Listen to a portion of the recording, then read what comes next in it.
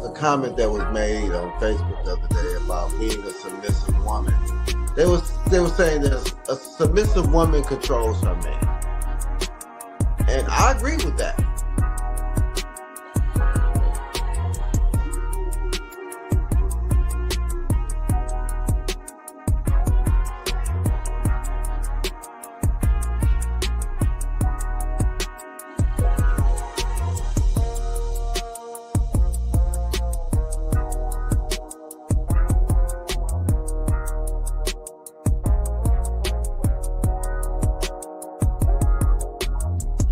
I think until we begin to talk in honesty and transparency and stop pandering to both sides, especially to the sisters, because there is so much entitlement, and because men have been quiet for so long, and it's been the men that has been quiet were the type of men that y'all really need to be listening to. The men that doing the most talking ain't the ones, they don't have nothing to say anyway.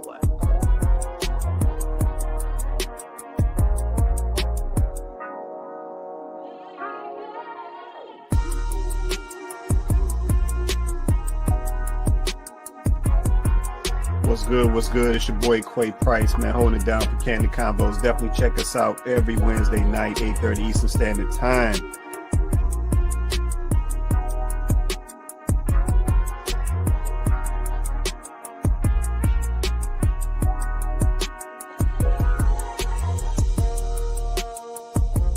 People today, they lazy. Ain't nobody trying to put in no work. If stuff start getting a little rough in the relationship or in the marriage, ain't nobody trying to fix nothing. Like, I mean, that's how people's mindsets are today. Yeah, but that's how I know that folks don't truly understand what marriage was about, because they tap out way too easy. Yeah, you see people fight harder for a job, like they can't go get another one of them in 2 weeks.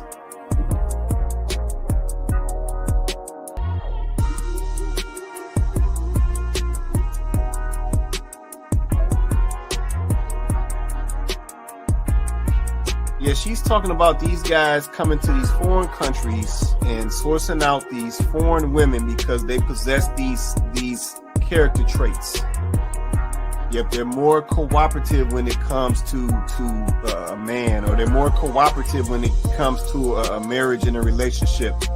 They're more, nurturing forward when it comes to a relationship. They're more I don't even want to use the word soft, but I'll use the word soft. They're softer when it comes to, these relationships and interactions with men and so forth. And like I said, we definitely got to be honest. We see a difference, right? We see a difference. And I think, Chloe and Tay made some good points earlier. A lot of this stuff is based around money over here in the West.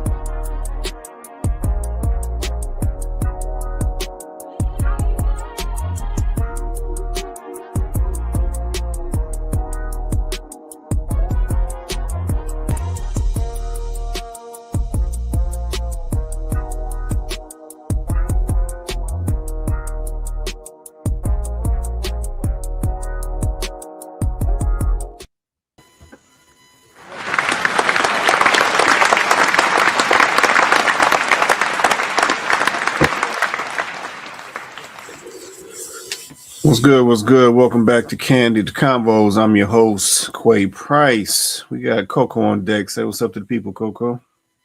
Hey, everybody. Welcome back to the show. Or welcome if you're new. It's all the same, man. Welcome back, man.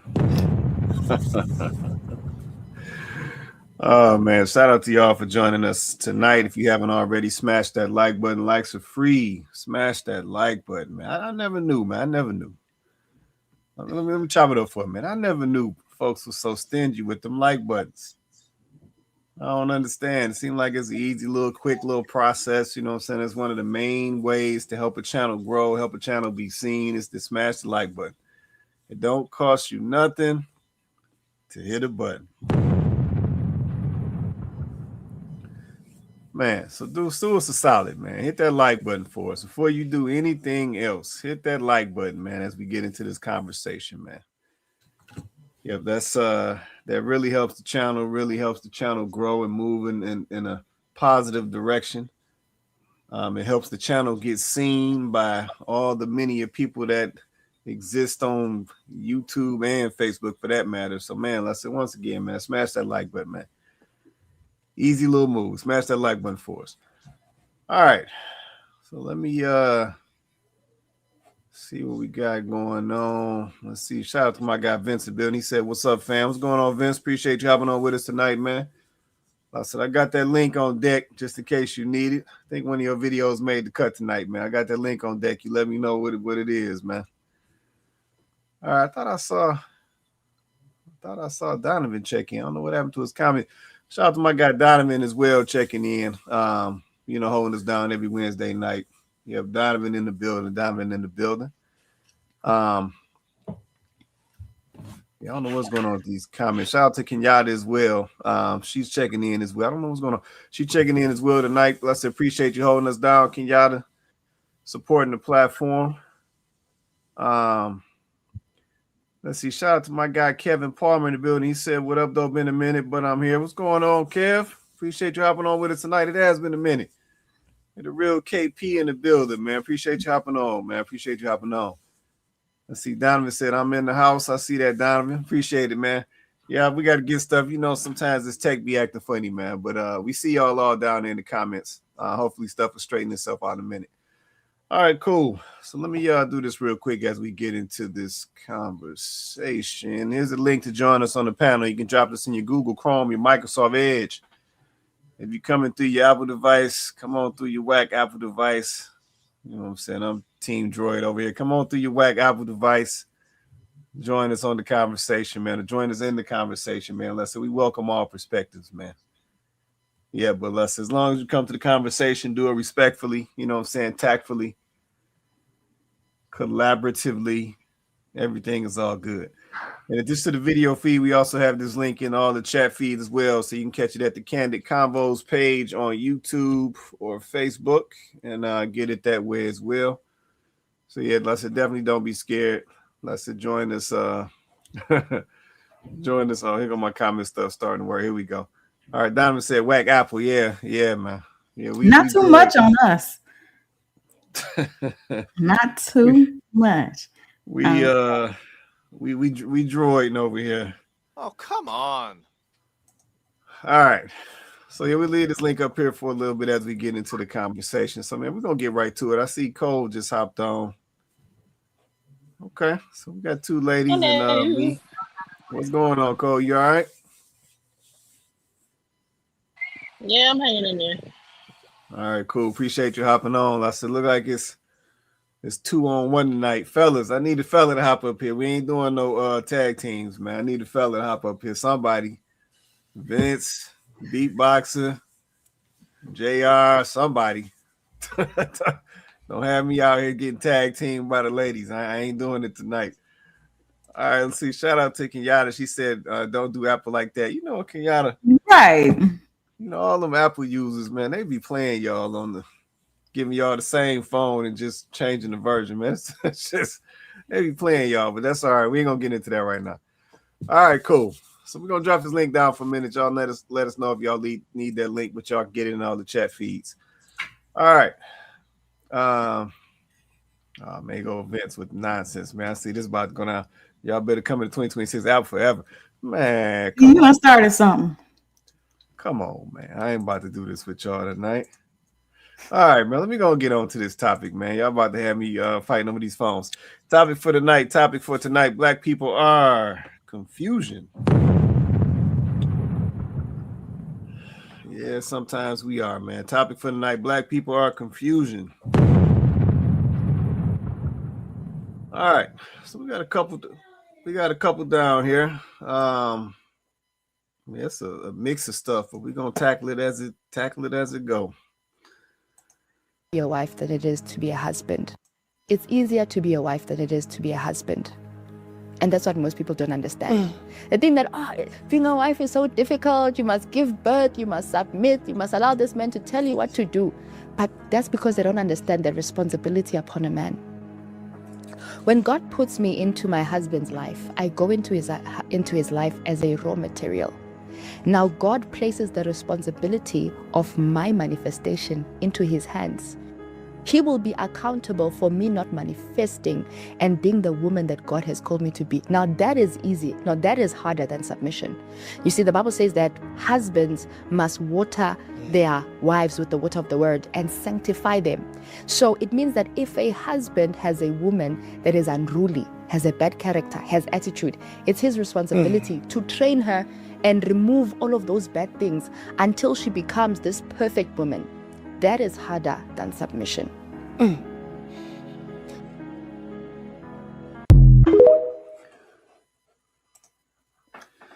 Man, y'all ain't ready for that now. You just went straight in. You went straight in on the deep stuff tonight. I see. Y'all ain't ready for that one. I don't know. What you think, Coco? Are folks ready for that conversation, or do I need to slide that video to the back? Can folks handle that type of conversation right there? I don't know if they can handle that conversation. I mean, that requires people to first have a standard. We quote the scriptures, but don't believe in God. So I don't really know if they're ready for that conversation, because that's a level of understanding that a man has to have in who he is and his role. And it's also a deeper level of understanding that a woman has to have who she is and what her role is. And we don't even believe in gender roles anymore. So, I mean, how are we going to get there? How are we going to even get to the point where a man understands his role, a woman understands her role, when we don't even want gender roles? We don't even want that.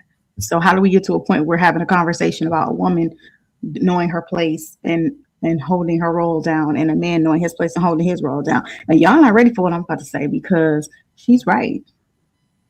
She is right. Your husband, like, I don't think that people understand that. Like, I'll take it to this level with you. Y'all remember the interview that Will Smith, Jada Pinkett, and her mother, Jada's mother, and I think Willow might have been at the table, I'm not sure.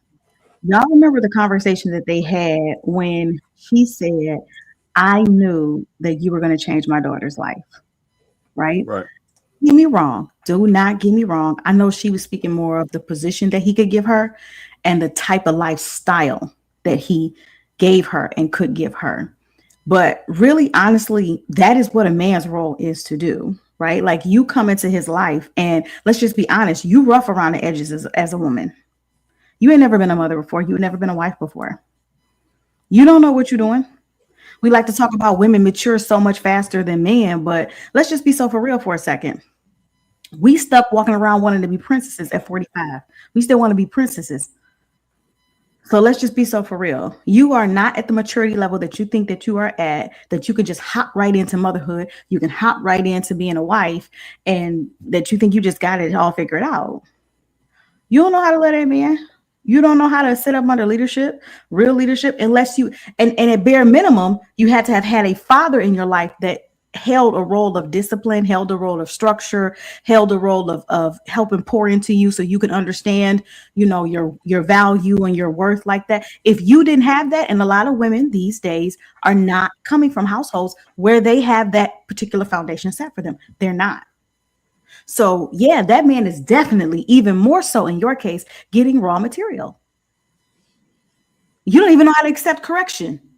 You don't even know you can't take discipline, because you ain't never really had that from a man. So he elevate his voice just a little bit, or he get a little, direct with you, and you like, oh, hyper masculinity. Because you ain't never had a man even correct you like that. You don't know what that energy is. You don't know, you don't understand it. So no, I think she's absolutely right. It is a lot harder for a man to have that responsibility. But when you are looking at a man, he is just a provider. That's all he do. He just a provider, and he just the one that stand in front of the bullet. That's it. He the protector and the provider. That's it. That's all he does. You don't understand that his real position, his real role is helping you come into your womanhood. Ooh, uh-oh. You ain't ready for that, is you? You're not. You're not ready for that. I'm a completely different woman and a completely different type of person now. Having been married, I would not be this version of myself if I had not ever gotten married. And I was a 44-year-old woman having this conversation with you right now. My entire idea of life and perspective of life would be different, and not in a good way. Y'all walking around, y'all seen these women walking around here, and you like, how are they 40 and they acting immature? How are they 40 and feeling like this? How are they 45 competing with 25-year-olds? They haven't grown up. They haven't matured. They've gotten older, but they haven't matured. Where was that going to come from? They had nobody in their life that was going to kind of prune them. They had nobody in their life that was going to provide structure. They had no one in their lives that was going to correct them. No one to actually challenge them. They kept people around them that were echo chambers. And when mama tried to do it, they weren't trying to hear her.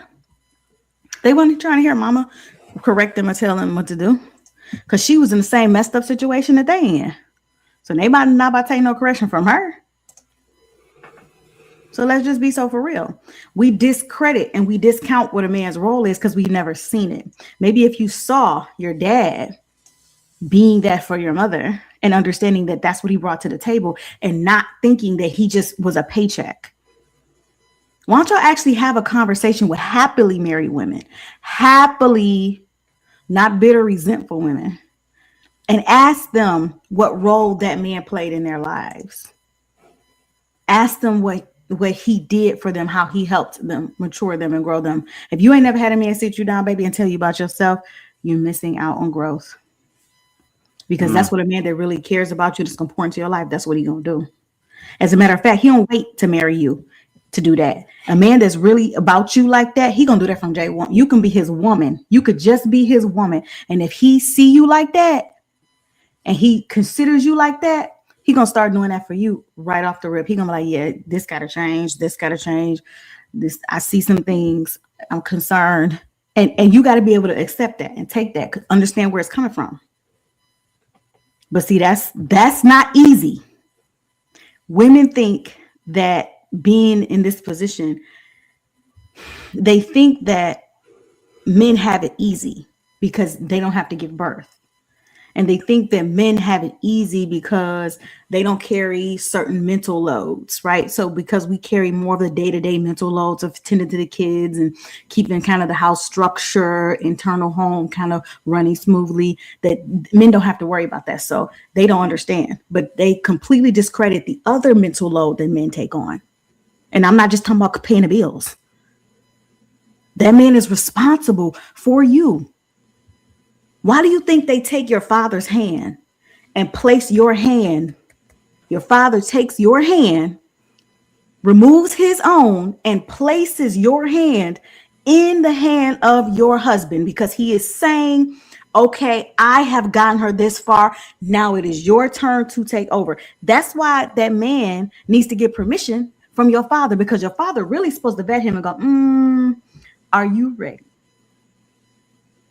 Are you equipped?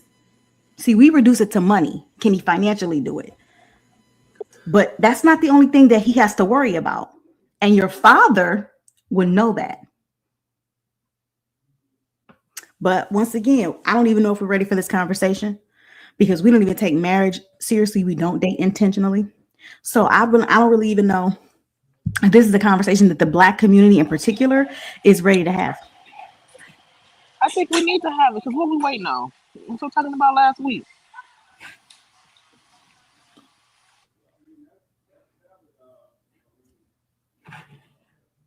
You muted. No, my bad. Yeah, my bad. No, that's valid, Cole. Like I said, at the end of the day, the conversation needs to be had, right? But what also, what you don't want to happen is folks say that they're ready for the conversation. You start to have it, and then they don't absorb anything that's being discussed in the conversation, right? That's when the waste of time comes in, right? Because at the end of the day, going back to some of the points that the young lady made in the video and some of the points that Coco just made, this one point right here I think is key is, the young lady said that the woman is coming into this marriage or this relationship situation as raw material. And we have to ask ourselves, you know, our ladies today, do they consider themselves raw material? Yep, and based on what I've seen, and I said, any lady that's watching us right now, you know, feel free to answer that. You know what I'm saying? Do you consider yourself, or have you ever looked at yourself as raw material? You know, based on the things that I see today, most ladies will say no. Yeah, most ladies today would say they got it all figured out. They, you know, everything popping, you know, they got their money flowing. They got their house, you know, they got their girl got it going on car, you know, so they good. Yeah, but the fact that you don't consider yourself raw material, I'm gonna be honest, even as a man, tells me you might not be ready.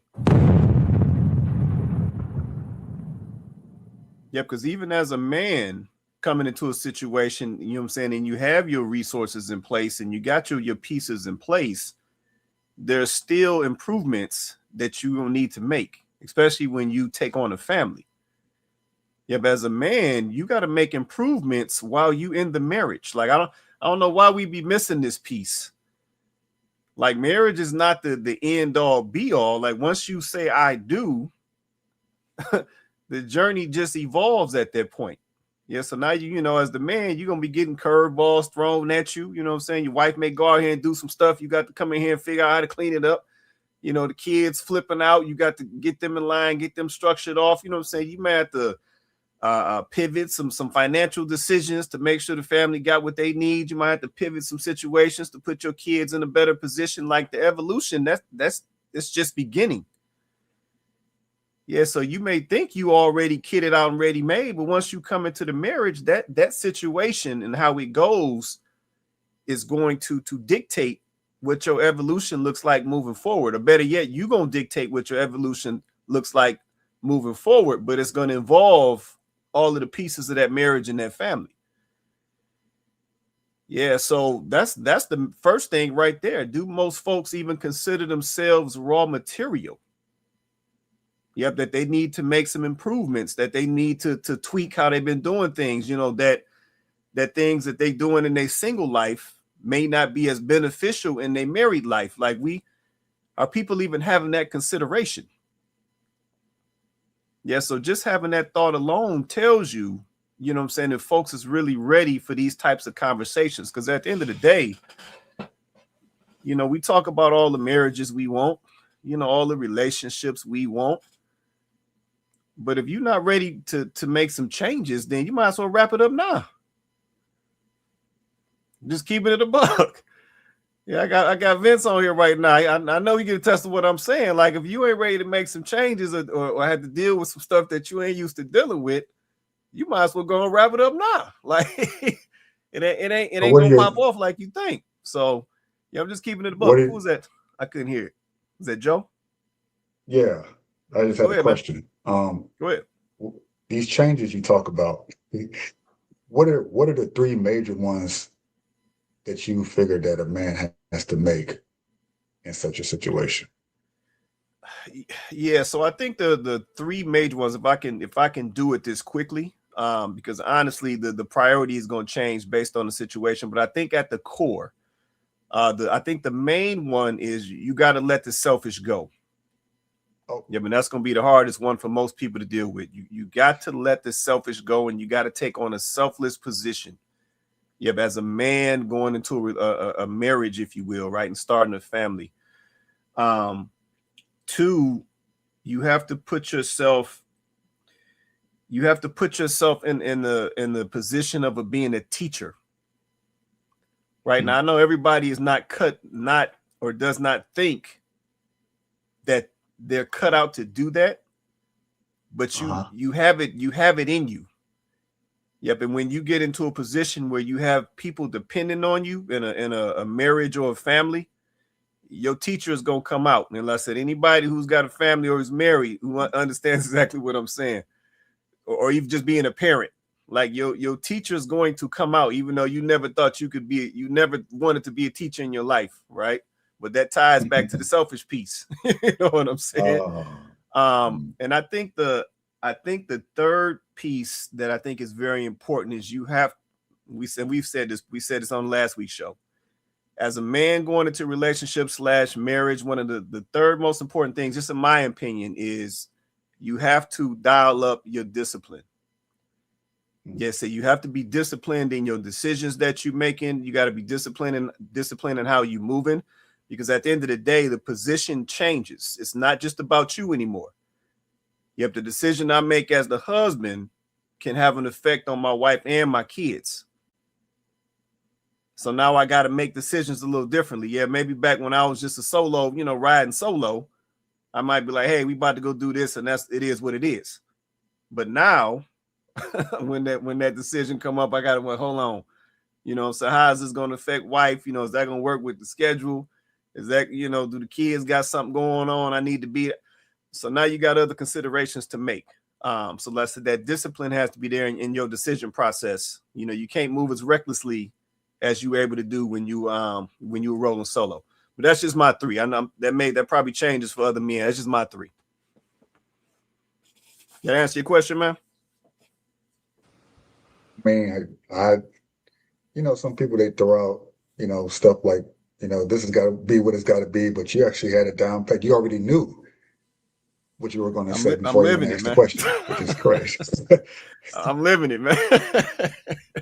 Let me get Vince. I think Vince might want to add to it, man. Vince, you want to add to that, man? The lady was correct, but I was talking to a friend of mine the other day about our grown children and how it's really a challenge for them in this society, especially our boys. They don't understand the responsibility of manhood. They don't even want the full responsibility. And we were talking about how we have to put this on men, because I'm 53. So when I was growing up, me and him were talking, and we said we had at least about 4 to 5 men that we respected and that we had an intimate relationship with. If we didn't have our fathers, most of us had our grandfathers. Right. When I was growing up, most of us had our grandfathers, because they come from the South, came up to the North for that $5 an hour job at Ford, Chrysler, GM, and they were married. They wasn't getting divorced. Dad slept in the basement and mama slept upstairs. They was going to stay married. So we had our grandfathers who were hard workers, who were men of values. Not saying that they were perfect, but they were men of values. They would go out there and shovel snow, fix cars, do what they needed to take care of the family. Then we had an intimate relationship with the church. It wasn't that we were going to church and we didn't know nobody like it is now. You go to church with 2,000 people, you don't know nobody. Pastor don't know you. Just going there to him and haw and then go home. Everybody knew us at church. They knew us intimate. Vince, how that report card? Right. Vince, man, pull your pants up. Vince, don't talk to that woman like that. My cousin, sis, I can see your legs. Sis, pull your dress down. Sis, you shouldn't be carrying yourself like that. But we had men who we were intimately involved with. Then I asked them, how many men does your daughter have in her life that she's intimately involved with, that she respects? We couldn't name 3. Yeah. And one of them was us. And for him, it was a little different because the mother of his children died. So he's raising his girls as a full-time single dad. So his situation is a little different because he's a full-time dad. But we were like, there's no respect for men. There's no respect for the male authority figure. If you look at it, everything in these last 20 years foundation has been the matriarchal family, the strong black woman. Every movie we see, strong black woman, man running out, man cheating. I got to take care of this family. I can't depend on no man. And so when you have that mindset, I think I don't know if it's just going to have to die out, because I definitely understand how women feel. If you've never had a man that you felt like you respected, how you going to respect your husband? And in a way where he can really guide you. Right.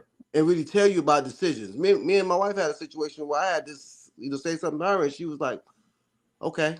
It wasn't no back and forth. It wasn't no, well, you ain't gonna tell me this, and who are you? It's like, you're right. But she respects me because she had a father that she respected. And I know we want to kind of glide past that and it don't matter, but I'm telling you, that's the problem, is family. And with men is the problem that they had a dad that told you to get your ass out there and rake them leaves for $1. If you want $1, you got to get out there and work for it. They got mama to giving it to them. So as a That's man, true. we don't have no leadership qualities. We just don't. I know many women, they're CNA, they're a nurse, they're working there, and the man working one job and can't keep that one. Yeah. If everything break down, old school men go out there and fix cars, shovel snow.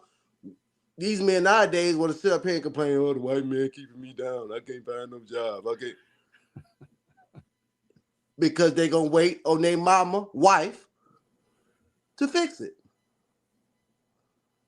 So I think we got to put this square head on, and then I tell people, and I know this might sound controversial, but I applaud Herschel for being on here. We got to get these boys to their daddies early. Let them suffer with them. You suffering. You ain't got it all together. Your mama helping you. Give them about 6. Don't wait till they 13, 14, and now they too big and you can't handle them. Now you want to send them over to his daddy for a couple months. And then when the boy start crying, then he will run back to mama. Yeah. That's the problem. So I don't know how we gonna handle that. Yeah, and I think that's a valid point that you make, Vince. Because I said, we kind of talking about, I said, are folks really ready? Like, can they handle these conversations? I think I think, when you talk about, the situation with the child and the father and, and giving the child, over to the father, at a young age, we got to have that. We got to talk about if folks is ready for that. Yep. There's ladies out here that they leverage the kids. So, they don't want the kids to go with the father, because they know as long as they got the kid and they, quote unquote, in their possession, then that's where the power and the leverage, where it lays. Right. So that's one side of that equation. But I think the other side is, and listen, I'm gonna piggyback with you, say on my guy Herschel and give him his flowers. Let's just be honest. All these men out here, they don't want the kids. Like, let's just keep it a bean. Like, they don't want to, watch the kids, the full duration of time. Like, it's a lot of cats out here, they okay, with the every 2 weeks, the 2 times a month, and like they okay with that. And then you got some men who, they stand up men and they want to, secure their legacy and make sure they kids have what they need. So they willing to say, hey, you know what? You come over to me, like I said, just using Herschel as an example. You come over here and stay with me majority of the time, and I'm gonna make sure you're good to go. Yep, I want to be involved in what you got going on. I want to make sure you learning what you need to learn and moving as a young man, a young boy to a young teenager to a young man. Like, I want to be in that process actively. Yep, and not on no schedule. Yep, I want you full time. And like I said, don't get me wrong, I may not be able to get out here and move and shake, like I was, all of that. But at the end of the day, I got a job to do. You my responsibility. I helped bring you here, and I'm going to make sure you got what you need. And I'm willing to do that full time. Yeah, so we got to acknowledge that as well. All these fellas out here, they not cut like that. Yeah, they cool. They want to So play. they, see the kid every other week, and the other times they off on the cruise and they on vacation and everywhere else. And the kid like, where my daddy at? Daddy gone. He'll see you on the weekend and, bring you by the house, have you cut some grass, might go kick it with you for a minute, and then he dropping you back off at your mama house. And then he ain't got to see you for another 2 weeks. And, he out living the solo life again. So it really also comes down to the type of man, that is the father of that child. So we got to acknowledge that as well. So there's a lot of stuff mixed up in there. But yeah, Shout out to Herschel being on the panel, because I said I know Herschel is that type of guy, and he bought that business, and he gonna make sure, you know what I'm saying, his child got everything he need, and he gonna be in that thing hands on. I watched the story. Let's say, you know, we Facebook friends, and I be watching him saying, you know, saying posting his little man and his birthdays, and my man getting his little drive on, and I'm like, yeah, see, I'm like, Herschel, representing. That's the real ones right there. That's what it looked like. So no, shout out to Herschel since he on the panel, man. Shout out to that, man.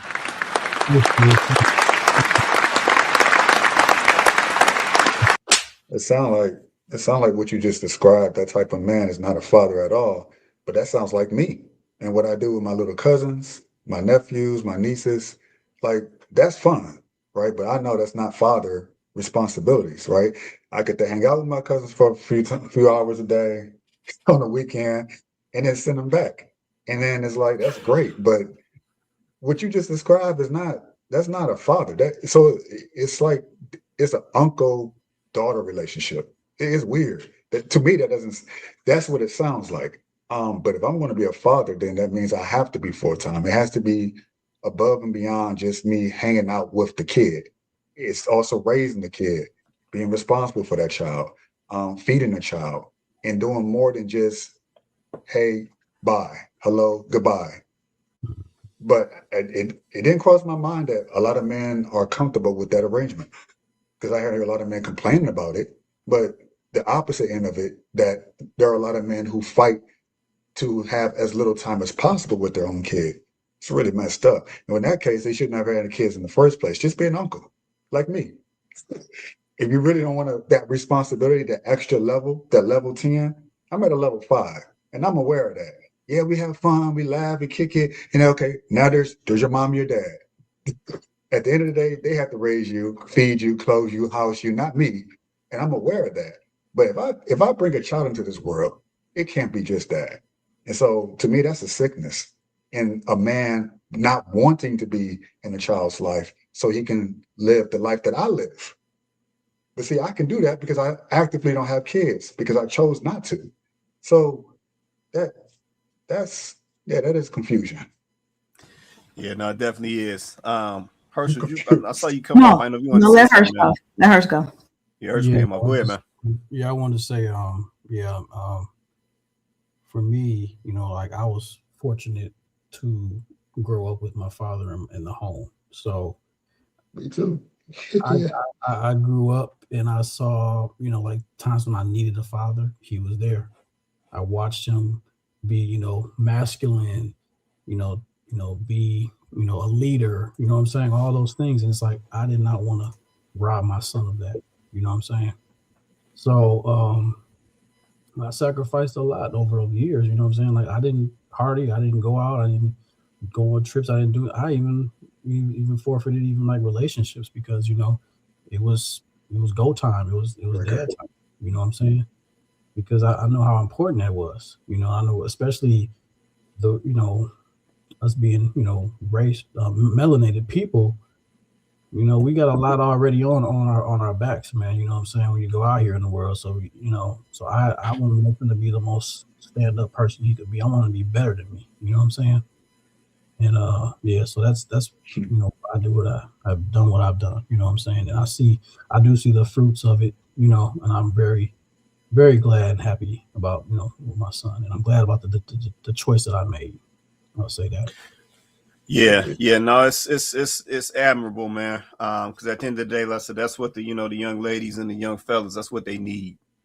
Yeah, they need somebody to step in, like I said, provide them some leadership, some structure, you know, show them the ways, teach them the ways, and just, you know what I'm saying, get them off in the right direction. You know what I'm saying? I know tonight we talking Black people are confusion, but you know, you want to provide them an environment that is not confusion.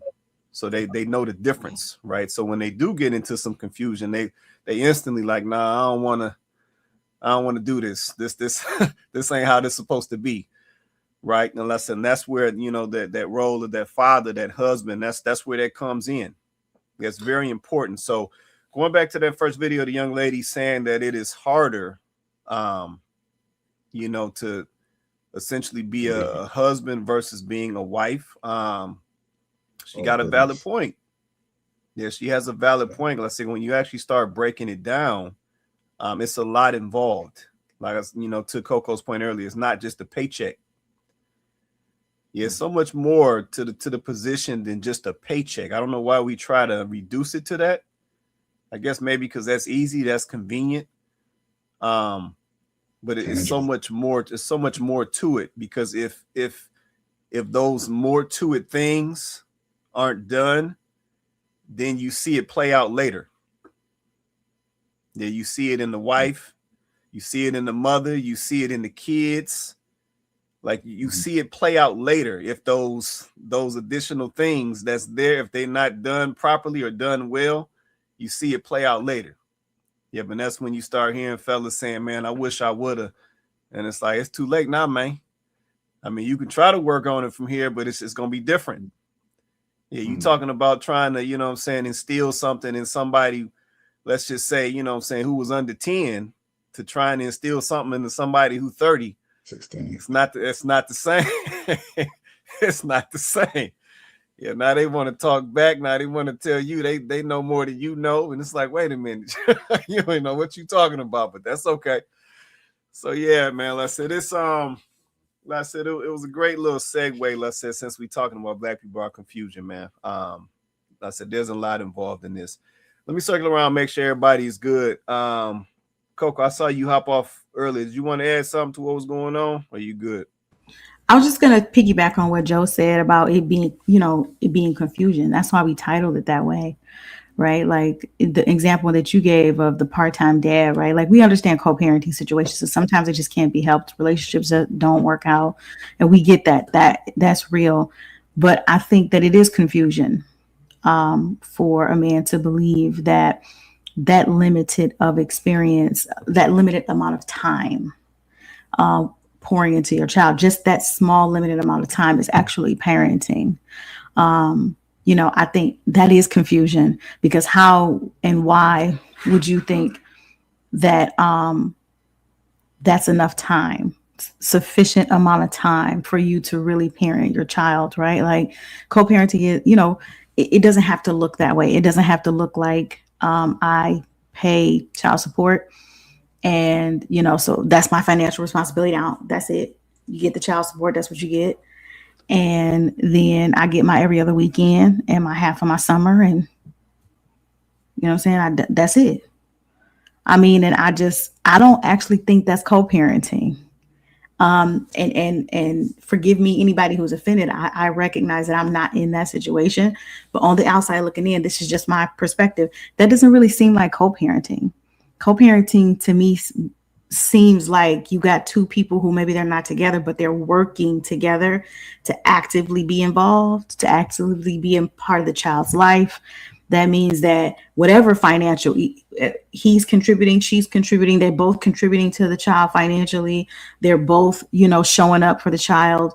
They're both equally, you know, invested as much as possible. I know one parent might have a situation or whatever, but they're as involved as they can be in the child's life. It's not well, as long as I get my weekend, as long as I get my half of my summer, that's all I need, like, type of situation. Like, to me, that's not really a real co-parenting situation. You know what I mean? I don't know. And to me, anybody who thinks that's sufficient. That's visitation rights. Right. It literally is visitation. And I'm like, and then he'll turn around and be like, I raised you. Like, you did? Okay.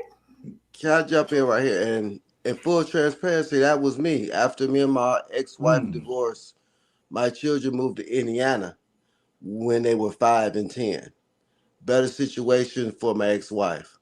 And I don't know, I think I've told y'all, I think I've told this story before. When my son turned 16, I wanted him to come there with me. Said he didn't want to come. He was going to miss his mom, yada, yada, yada. And in full transparency, I really didn't see the importance, because my father died when I was 1, so I never had a father. Oh, wow. My cousins who I was raised with, they didn't have fathers. None of my friends had their biological father in the home, not one. And it wasn't Wow. a class thing because I went to the hood schools and I went to Jesu. It was they all had moms. So I didn't, I really didn't see the importance until I did it again. And when I did it the quote unquote right way, I really seen the importance of being there every single day and being that foundation. And I seen the effects of how my grown kids turned out. Oh, Good kids, but missing something. And they were missing the constant love, provision, protection, understanding of a father in the home. I seen them every holiday, every summer, and I felt like, you know what, I didn't have was that. enough. So I have a good relationship with my kid until I understood that there's certain things, especially as men. Um, and to be Oh, turned out to my son views the world through a woman's eyes because that was who raised him every day. He feel like somebody's gonna protect him. He feel like it's somebody gonna save him. And I didn't really understand it until now. He works for me, and I'm like, ooh, if oh, I can go back. But of course, you can't go back. So you have to deal with the situation for what it is. And so I didn't really get it until, just like I told you, I got a complete do over. I married Remy. We didn't live together. We got married. I wanted to have kids. I was trying to have kids. I never experienced trying to have some kids. Wanting to have some kids. I was I was so ignorant of the situation. Just like I told y'all, I didn't know I didn't have to sign the birth certificate because I was married to the woman I was having a child with. I was like, oh, I don't have to sign the birth certificate. They were like, no, that's your wife. I was like, oh. And me, I'm totally transparent. I ain't gonna hold nobody up. You know what I'm saying? And I think once you know better, you should do better. But people don't have that type of trust. They'll say, oh well, you did the best that you could. But I've never been the type. I always can do more. I'm just like that person now. I could always do more. So yeah, there's a so better way. I believe that there is a blueprint. We just don't want to follow it. Thanks. I got two things for you, Vince. Uh, First of all, I appreciate your transparency, and I mean that's a lot of men, even if that applies to them, would never admit that um, to themselves, let alone publicly. So I appreciate that because that's as Quay said earlier, that and also Herschel, that you see the seeds that you plant, and it takes a while for it to materialize, but you water it and you take care of it and nurture it in a certain way to where you give it the best possible chance to bloom properly. But as men, that's the burden that we carry, is that the seeds that we carry um, is also it could be a beautiful plant, a beautiful tree, or it could wither away and die. But you don't have, unfortunately, we can't go back in time and redo seeds that have already been planted, but we can do the best we can to try to water and give sunshine to the seeds that we have available to us and do the best that we can. So it's interesting to hear like two different perspectives, how Herschel is super proud of where his son is at right now. And yet you see also, Vince, the effects or the effects of the seeds that you planted from the first, but you wouldn't have known until many years later. So my question to you, Vince, I mean, you don't have to answer this if you don't want to, but seeing as how you did a 180 on the kid or kids that you have now with your wife, do your previous kids from your previous relationship who grew up without a father, do they have or feel any sort of resentment towards the way you give your kids now as opposed to what you didn't give them then? My daughter feels a certain way. Mm. We don't really talk about it.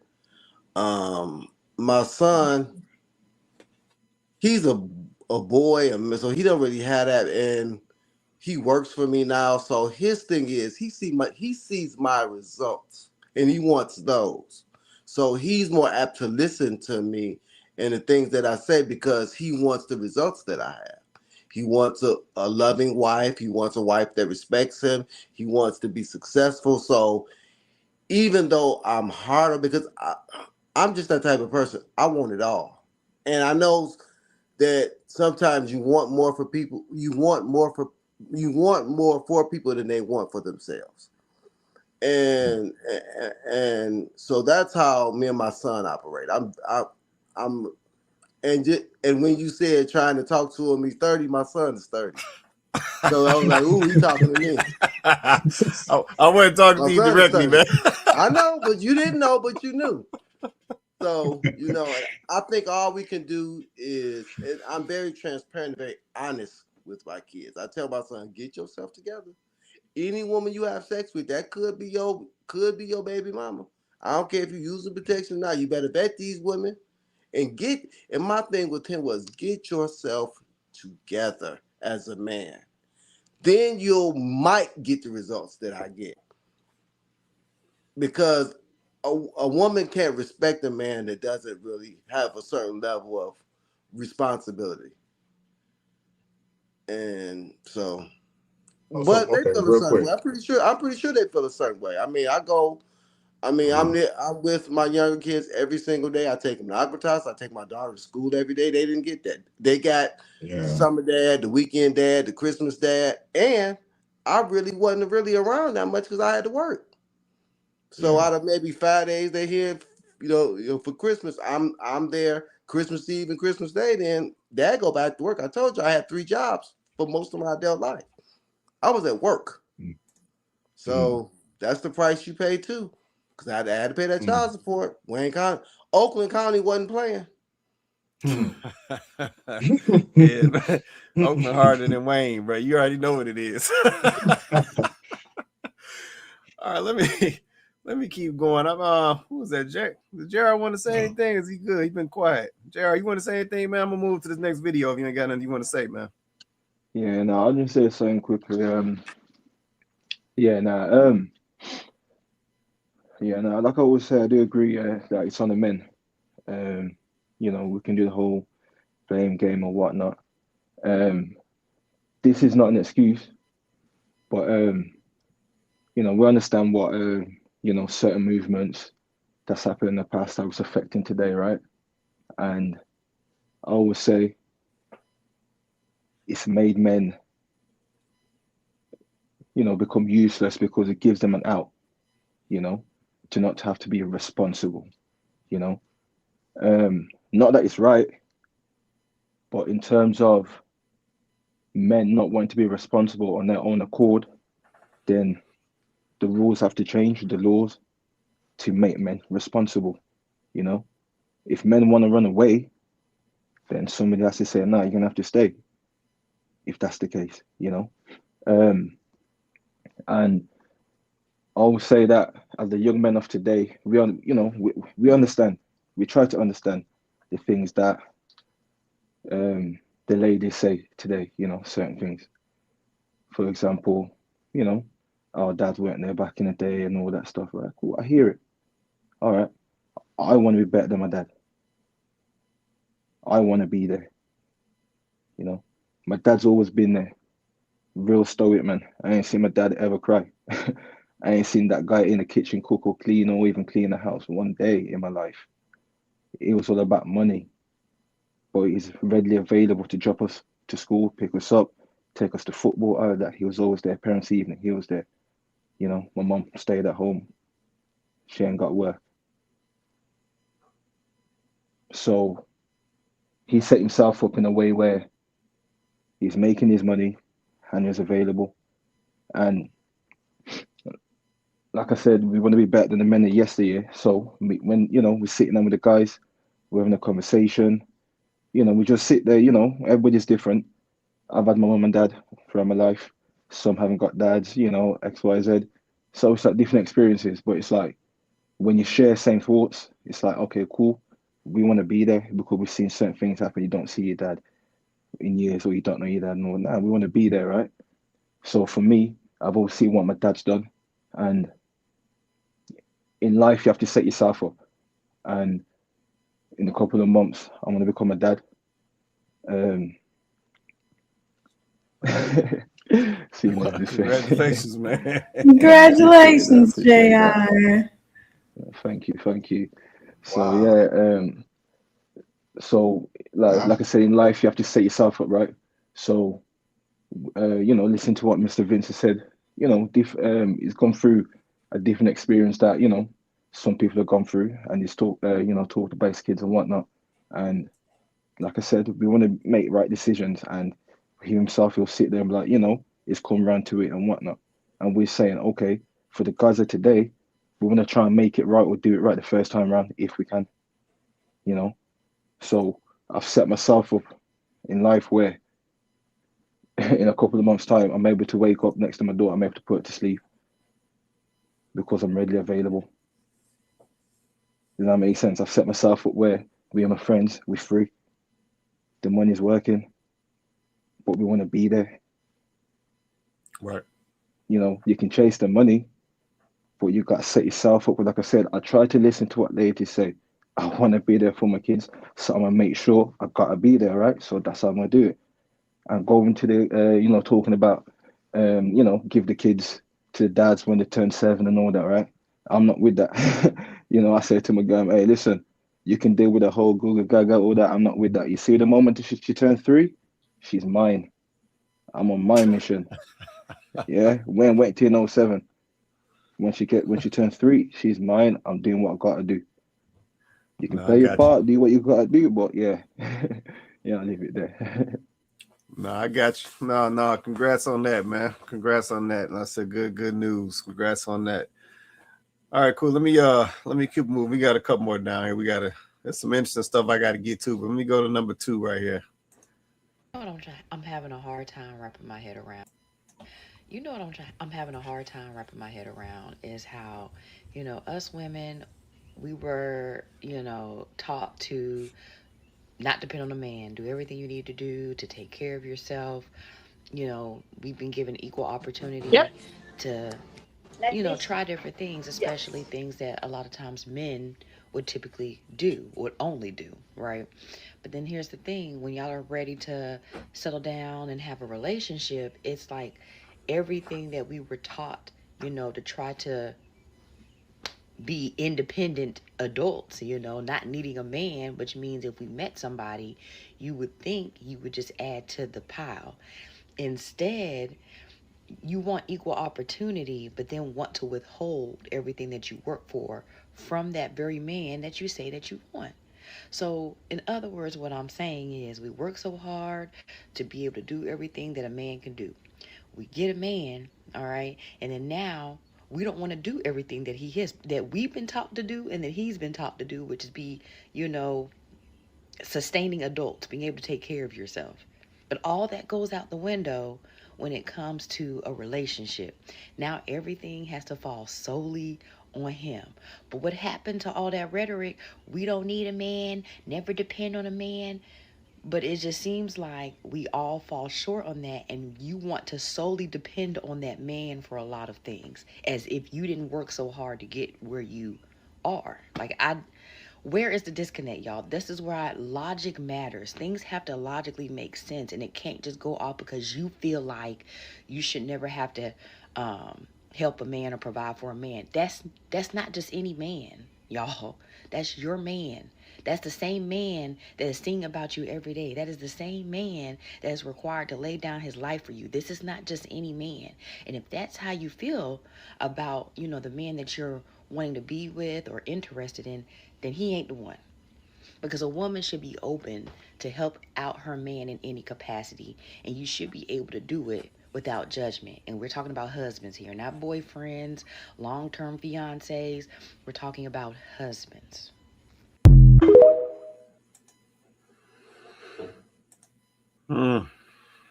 Okay, so if I understand the young lady correctly, she is saying all the independence goes out the door when he comes along, and then basically it becomes his situation to figure out and keep moving. Am I understanding that correctly, Coco? I'm trying to make sure I'm understanding that right. Yeah, she's basically, that's what it sounds like to me. She's saying, where is that independence? Where is that boss chick attitude? Where is that I don't need a man, I can do that all by myself? Where is that attitude when a man comes in the picture? and now he wants to take you seriously, and you're like, oh, okay, I'm gonna let him take me seriously. Where does that go, right? And we see it all the time. Shit, women love to talk about how they have their own. They don't need a man. They just want one. I don't need a man. I just would like to have a man be a part of my life. But then the man comes along, and when a man finally meets whatever criteria they have, even with that guy, they're like, well, he needs to be able to afford me a certain type of lifestyle. And it's like, well, wait a minute. I thought you were already living a certain type of lifestyle by your own, by your own devices. You were good, right? He's just an addition to your life, right? You want him. You don't need him. So then why are you so worried about him being able to afford you a certain type of lifestyle when apparently you've already been living that type of lifestyle and he's just an added bonus? Where's that? Keep that same energy. You don't need him. You're good. You like it over here. It's good over here, right? Like, so I don't understand what that is. What is that? They added bonus. That's crazy. Okay. I'm just that's how it seems like they act. Like, I don't need a man. I don't need a man. I just want one. They say that all the time. I don't need a man. Let's be clear. I don't need a man. I want one. I want a man. I would like to have a man be a part of my life. And they treat the man just like the want. Like when you want something, you don't treat it like something you need. So that's the issue. Already when a woman says that, immediately, okay, you don't want or need. Well, you say you want it, but just like I want candy. You can also throw the wrapper away when you finish with it. You don't, you can just do anything you want with something you want. I want this brand new car. You could total it too. You could destroy it. But if you need a car, you would do everything in your power to take care of it, to maintain it, to make sure the tags are still on the car. If you need it. But if you just want it, oh, well, I got millions of dollars. I just want this car. You'll probably do all kinds of crazy shit to it. Drive it up the wall, break it, let it break down, no oil changes. So that's the difference between a want and a need. So it starts right there from the very moment a woman says that. That should be a red flag for any man. You just want one and you think that's a flex because you got what you got, which is cool on a material level. But that's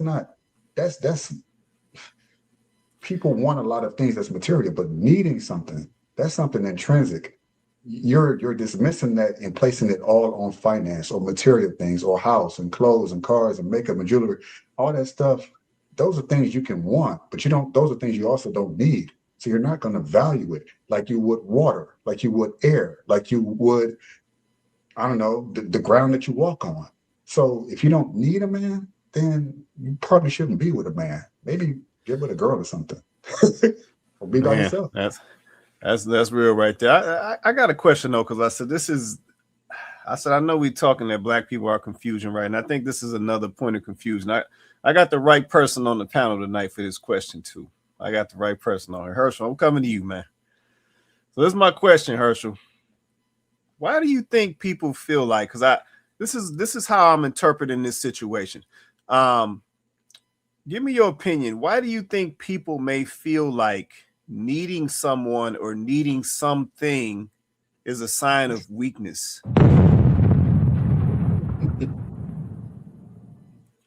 Why do you think that is, Herschel? Give me your opinion on that, man, because that's what I'm hearing in this video. I'm hearing that a woman feels like somehow if she says that she needs this person, somehow it is showing weakness on her part. So she don't want to say that. She always wants to frame it as I want this person, or it'd be nice to have this person, but she never wants to say I need this person in my life.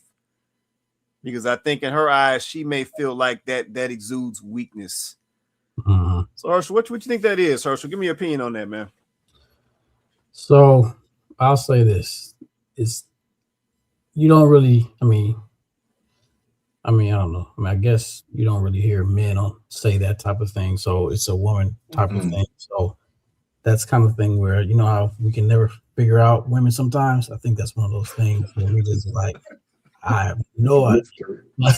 Oh, come on. But I think so. You know, I'll say this. You know, being candid. Actually, this is kind of ironic though. It's like my ex wife actually said that to me before we got married.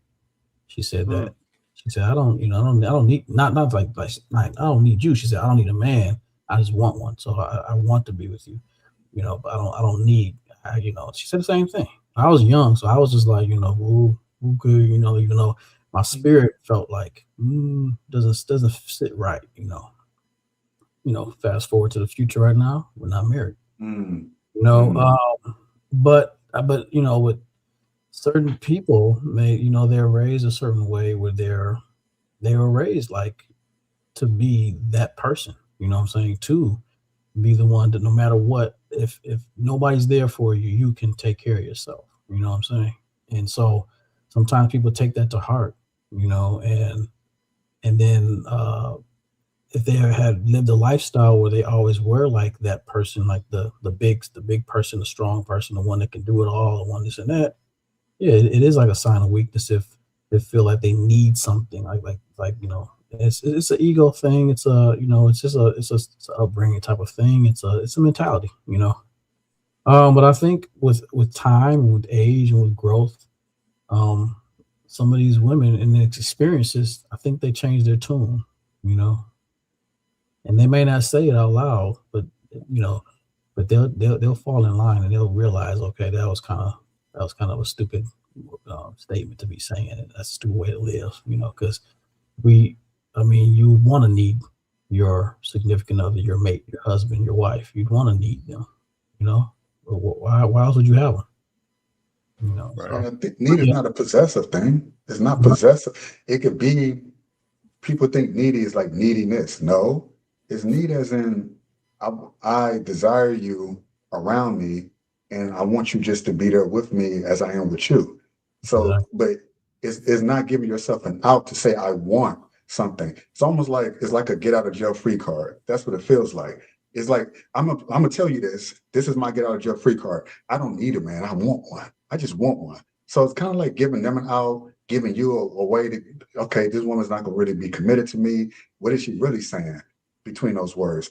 And for all of us believers in God and in Christ or God, I've never known anyone who actually believes in God say, I want God. I want God. I just want him. I mean, I could take him or leave him. You can, come and go if you like. No, if you really love God, you say you need him. I can't even, the idea, oh yeah, God, I just want you. I just want you I need you in my life. And it's not coming from a place of neediness or possessiveness, or it's just like that need, that desire to have God close to me. It's that same desire that I feel like, at least myself as a man, want for a woman, at least a soulmate, if such a thing even exists. But I'm not so delusional to think that just because I make money, just because I have this thing or that thing, or I'm accomplished, I have a career, that I don't need a woman. That's asinine to me. But when women do it, it seems like this is an empowering thing. They see it as an empowerment, and that's a lack of submissiveness.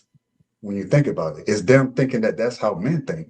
That, oh, me saying I don't need a woman, I don't need a man, I just want one, because I guess they're imagining that's how we think, that we believe we don't need a woman, but that's not how a lot of us think or talk. We actually feel like we do need a woman in our life. But so that's women trying to imitate what they think we are. Like, oh, we project. No, we need women. We openly say it. We go out. You see it a lot of times in a very dysfunctional way sometimes, but because all the material things in the world, it just doesn't. There's something about having a woman. If I was to travel anywhere in the world by myself, that's cool. That's fun. But it's something about having that woman that you love by your side, that you need to have by your side, not want, because she can just come and go. But that's weird to me. That's strange. Yeah, no, it's a level of balance, man. And to your point, ain't no guy saying that. I ain't never heard no dude say no mess like that. Only time a dude may say something like that, he done got pissed off with some female. He like, I'm sick of these chicks. We done heard that before. That's but true. outside of that, I ain't never heard no dude talking about he don't need no woman. He don't want no woman. I ain't heard either one. Dudes always want and need women. Let me just keep it a beam. So yeah, I know this is some pride stuff. This is some ego stuff. Like Herschel said, this is, some folks was raised in this mindset, and it's kind of carried on through their life and evolved into what it is today. But yeah, I don't understand where the mentality comes from, because at the end of the day, you gonna need somebody at some point. Yeah, but and that ain't being weak, admitting that you need somebody. Like I don't understand. Like it doesn't make sense to me. And the funny thing about it is, just on a funny note, so a young lady will say that she doesn't need a man, but let her walk up in the Kroger and get that little can of corn off the top shelf, and she can't reach it. And the first thing she gonna do is ask for a man. I'm just keeping it a buck. I'm getting a ladder. I'm finding the ladder in the aisle. Wow. Yeah, If I can't get it, then I'm asking for some help. Wow, really? So Cole, you better not be one of them talking about no ladder.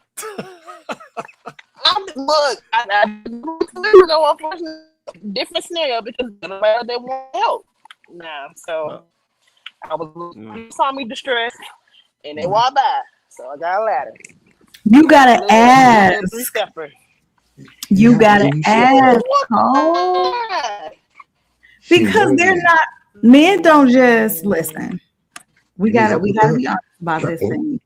Men don't just approach women anymore and just offer their assistance, because men get chewed out for stuff like that. Don't approach me in a grocery store. Don't approach me at the gym. Even if you see me doing something that might throw my back out, don't come interrupt my workout. Leave me alone. I asked for your help. So you already know. So men, not saying that this is every man, but I think a lot of men are just apprehensive to even approach a woman and offer. Like they waiting for you to say, I need help. They'll help, but they're waiting for you to say, I need the help. Because then, next thing you know, she'll be on TikTok talking about this man at the grocery store. I was minding my business, and then he come on. They always think somebody waiting on them to save. Ain't nobody waiting on nobody to save. I could have did it myself. They always. So men don't offer too frequently anymore. We can't blame them for that though. And I think it depends on your energy, because my wife says she don't never pick up that water at Costco. That water heavy too. The waters at Costco. She said the men be falling all over themselves to help her with her, because she has a certain attitude. She's pleasant and she's feminine, and so she'll be standing there at the water and look around to see if it's a man around. And she'll look and they'll be like, you thank you. My husband would do it, but he ain't here. But thank you, sir. So I think that men will do it, but we've been jaded too. I've had many women like, I need your help. I got it. Don't worry about it. I open the door. They walk through. Don't even say thank you. So men have been jaded in that way. Because I'm pretty sure Chloe ain't got to pick up no waters at Costco with a little pleasant attitude. And playing around. I know they're trying to pick the waters up for you, Chloe. Don't be frightened. No, I don't pick up water anyway. I don't pick up. I got too many men around me. I don't. Yeah, you got boys. I don't even buy water. Don't pick it up. She done told me some stories, Vince. No, don't even fall for it. She done told me some stories. Let's say we Sam's Club over here. She done told me some stories. Yeah. The number one thing that would make, and I'm glad you brought that up, Quay, that and it's such a simple analogy, but it's true. It's like, oh yeah, when a woman needs to get something off the top shelf, I'm tall, 6'2". Yeah, they even if I see them looking around, at least pretending to try to reach for something I know they can reach for, it's like, okay, it's like my instinct kicks in, help them. I don't even have any control over that. And it's like, but you have to at least make it look like you are like, and I don't know, not like a damsel in distress, but someone who just wants assistance from a man. It's an inviting energy that's not off-putting. And so in that situation, she doesn't even have to ask me to do it. I'll see it, and my instinct kicks in and go help her. It's just instinct. Same thing with children.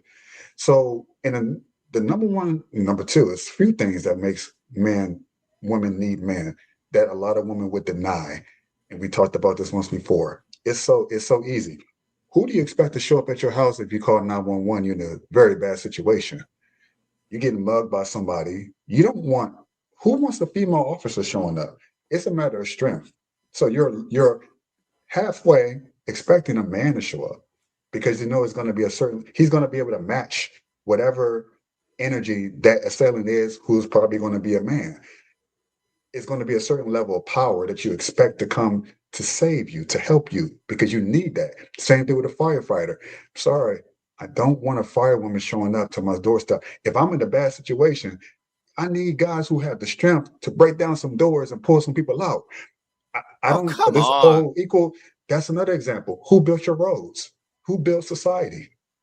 All these safe streets, this stuff is hard. I've worked in those industries. Construction, these men break their backs, and a lot of women don't even respect them for it because they want the six-figure man. They want the guy who's in the office space. They don't look at those men anymore because they don't see them as a need. But the reality is that you are living the life that you live in the cars that you drive because of predominantly men who built them in the society in which you live such a comfortable life. So you need them until you don't need them. But if they were to go away, you will find out quickly how much you need them truly at the end of the day. Yeah, no, that's a fact. Yeah, that's a fact. There's a lot, like I said, a lot of key folks. If they were to pop up today and say, you know what, I'm done with it, yeah, the whole world is shut down. If we're gonna be honest about it. So yeah, no, that's a valid fact. Let me come over to JR real quick, and then I'm gonna move to the next one. Go ahead, JR. It's on you, man. Yeah. I understand what Joel's trying to say, right? But here's what I'm gonna say. Once again, this is on the men, right? Because I'm going to use the word allow, right? Men have allowed women to have options. So if women are allowed to have options, where, because the key part that we're missing is the authorities, they can be on speed dial. They don't need a man in a relationship if they're doing it on their own. Why would they need a man? Because they're doing it on their own. So having a man is a bonus, and that's optional. And that's just the reality of today. So we can't really use that against them where, oh yeah, the men build society or whatnot. Yeah, they know this. And once again, it's also optional for them to go and, become bricklayers. It's optional. It's not by force. So we can't really, put it on a woman like, oh yeah, I miss Rose, you said the word balance. There's an imbalance there. It's optional. They can do it on their own and also need a man. No, use a man. That's the reality. Cool. Because men have made it optional for that. So we can't really blame them. When you say men have made it optional, you mean in what ways? Can you expand?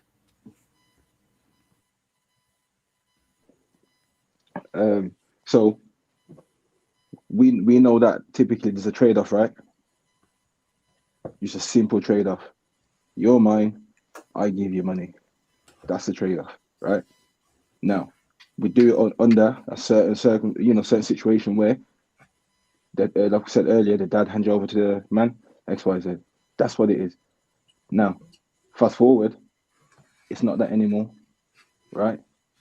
You don't even have to meet the dad. That's optional. So,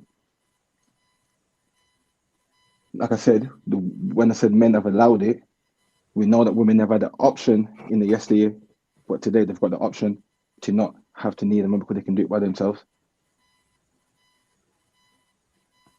I don't know, does that make sense? I don't know. Yeah, no, that makes sense, man. I agree with that. Yeah, it's a valid example. So no, it makes sense. It should be an option. It should be an option. I'm not even advocating that they shouldn't have the option to decide if they want or need anything from anybody. I think, ideally, you would need a man for certain things and want a man for certain things. I think it comes to a certain point, if a woman needs a man for something, then that can be that might not be beneficial for the man because he might feel like she's pulling on him and relying on him solely, completely for her happiness, for her survival, for all different types of facets in life. So I wouldn't necessarily need a woman to need me in that way, in the sense where I'm like this overlord over her. Wouldn't want that. I think about that Marvin Gaye song, I want you the right way, like I want you. Na, na, na, na, na, na, na. So it's like Oh, it's come like a on. mutual thing back and forth. But what is the energy behind a woman saying, I just want a man? It's not coming from a place of love. It's like it's a very Say Selfish. it. Say it. selfish? It's selfish. Yeah, Right. yeah. That's what it Yeah. is. And this is why we're confused, right? Because, and not that I disagree with JR, because JR is speaking to how things are currently, right? That is how things are currently, right? But this is why it's confusion. We just saw the first video where the woman said that it is actually easier to submit to a man than it is for a man to be in his role over a woman and over a family, right? Because of what all that entails. This is why it's confusion, because women don't truly understand what the man's role is. If you understood what a man's role is in your life, you'd understand that you actually do need him. Facts. And we say men, the reason why men bring up who built society is because it's not just the man that you're sleeping with that you need. When we say you need a man, we're not just talking about the man you're sleeping with.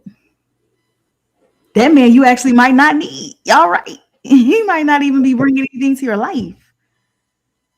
But you need a man. You do. Come fix your plumbing.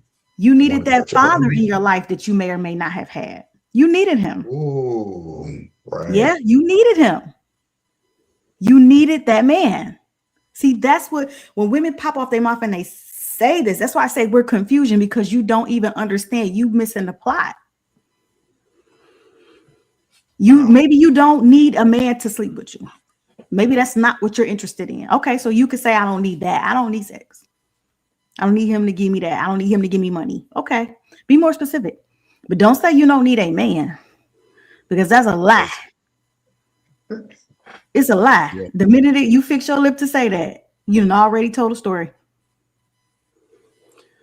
Because we literally were created to relationally. Yeah. Literally, how we grow, how we learn relationally. Our whole lives is built around relationship. It don't have to be romantic.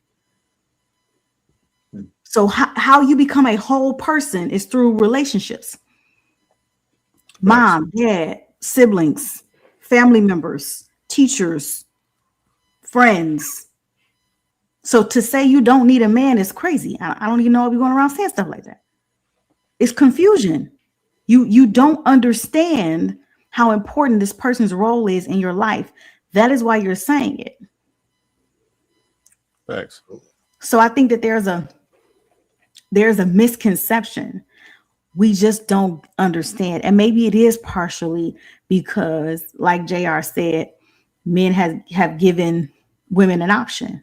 A dad walking away from his family, you gave your partner, whoever she was, or even if she was your wife, whatever she was, in what capacity she was yours, you now are giving her the option to not have you in her life, and to now be a single mom and to thrive potentially on her own because she has to. She don't really have a choice. And now you're opening up the option for your children to experience not having you in their lives and to feel like if they make it, if they survive, then they don't need it. So I will say that we can't say on one side that a man's role is so important. It's more, you know what I'm saying? It's harder than the woman's role. We can't say that and then talk about how important his role is, but then turn around and not give him the accountability that he deserves for not fulfilling that role. and making excuses, not showing up, not being available, not being present. Because it can't be, those two things actually cannot be true at the same time. You can't be important, but then not want to show up and not want to fulfill the role. It doesn't work, right? That is confusion, literally. Yeah, no, that's real. All right, let me go down to this next one. On a date and we chilling, we vibing, listen, if we go out on a date and we chilling, we vibing, we having a great time, and the server brings the check and I reach for it and I decide to pay for it, please don't act confused like you don't know what's going to happen when we leave. Don't act confused. Right then and there, you should already know what to expect when we leave this place. Like, you should already know. Like, please don't hit me with that, what you about to do? You? I'm about to do you.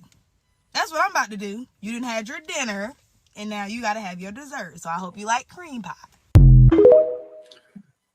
Hold on. Whoa. Hold on. Give me a minute. Listen, if we go out on a date and we chilling, we vibing, we having a great time, and the server brings the check and I reach for it and I decide to pay for it, please don't act confused like you don't know what's going to happen when we leave. Don't act confused. Right then and there, you should already know what to expect when we leave this place. Like, you should already know. Like, please don't hit me with that, what you about to do? You? I'm about to do you. That's what I'm about to do. You done had your dinner, and now you got to have your dessert. So I hope you like cream pie. No. Oh, wait. How that video make the cut? Vince, man, what you say, Vince? Hold on, Joe. I see Vince. Where you go, Vince? I need to hear. What you doing with that, man? This might be wrong, but I used to love a girl that knew what she wanted out of life. I ain't mad, man. I ain't mad. You wouldn't have to ask me twice on that one. I ain't mad at that, man. I'm trying to figure out, is that a double standard? Like, no, ain't nothing wrong with an aggressive woman that know what she wants. No, Shit, I'm saying I'd rather have like that than playing coy. Don't play coy. I'm saying if the fellas flipped it. So if the fellas was like, you know what I'm saying, I'm about to pay this check, you know what I'm saying, you know what it is after I pay this check. What's up? Fellas can't do that. It's a double standard. Period. Man. She do the choosing. That's valid. Okay. That's wild. I need to hear from the ladies on this. Hold on, panel. I'm coming right back to the panel. I need to hear from the ladies on this. Any lady watching right now? I see Kenyatta down here watching as well. Wow. Kenyatta, is the young lady, is she spot on? Is she out of pocket? Kenyatta, drop me a comment. Let me know what you think about this young lady right here. I'm just curious. All right, let me come back to the panel. Joe, was you saying something, man? Go ahead, man. All right, that ending part was what everything else was like. Okay, sounds like what a man would say, what they talk about, how they feel when they're paying for dinner. It's like, okay, I got to get something out of the deal. She's talking. I don't know. She looked like it could be lesbian, bisexual, something like that. Just if she didn't, I don't know. The braids in the back, straight, man. She looks straight. I don't know, man. No, yeah, but Andy Provide was very, hostile. Let's just put it that way. She just came off aggressive. She's straight. She just aggressive. Yeah. Date and we chilling, we vibing, we having a great time, and the server brings the check and I reach for it and I decide to pay for it. Please don't act confused like you don't know what's gonna happen when we leave. Don't act. Nah, she ain't suspect, Joe. She just know what it is. I love it. Without shoot, I love that. Give it to me. What you playing about? Grab it. Yeah. Oh man, no, she know what she want. I don't pick up nothing funny about her. She just know what she trying to do. That's all I hear. I don't know. Maybe I know a woman aggressive, but that is a different kind of. Maybe that's just not what I'm used to. I would be put off. I'm like, whoa, I feel like. Oh, wait. Hold on, Joe. Hold on. I gotta ask you a question, Joe. Hold on, Joe. I gotta ask you a question. So are you telling me? Because I know how the fellas be coming at some of these females. So how we have a female come at us with a little bit of directness, and we be ready to clutch our pearls like we don't A know little what to bit. do with it. Like what's going on? I don't know. Let's be clear. We know what a little bit of aggressiveness is, and cream and give me a cream pie. Like we know that's a totally different.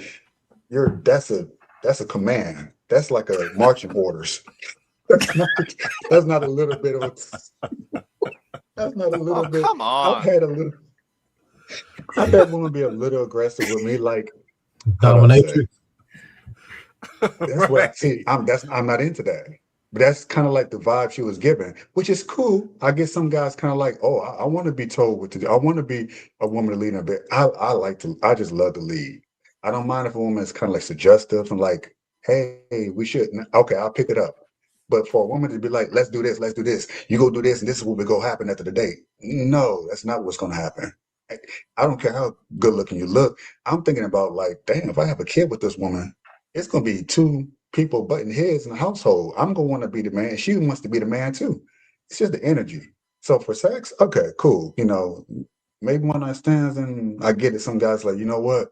Not someone I can see myself with long term, but let me go ahead and get this in because I ain't had none in a while. That kind of deal. But a man who's masculine dealing with that type of, we saw a 30-second clip. We thought, oh, that's funny.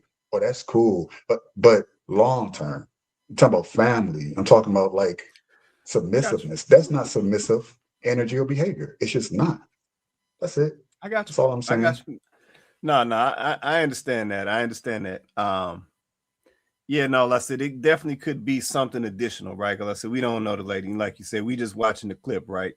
Um, but yeah, I found it. I'm still trying to figure out how that clip made the cut, but I found it interesting the fact that because this is really the point that I'm picking up on, right?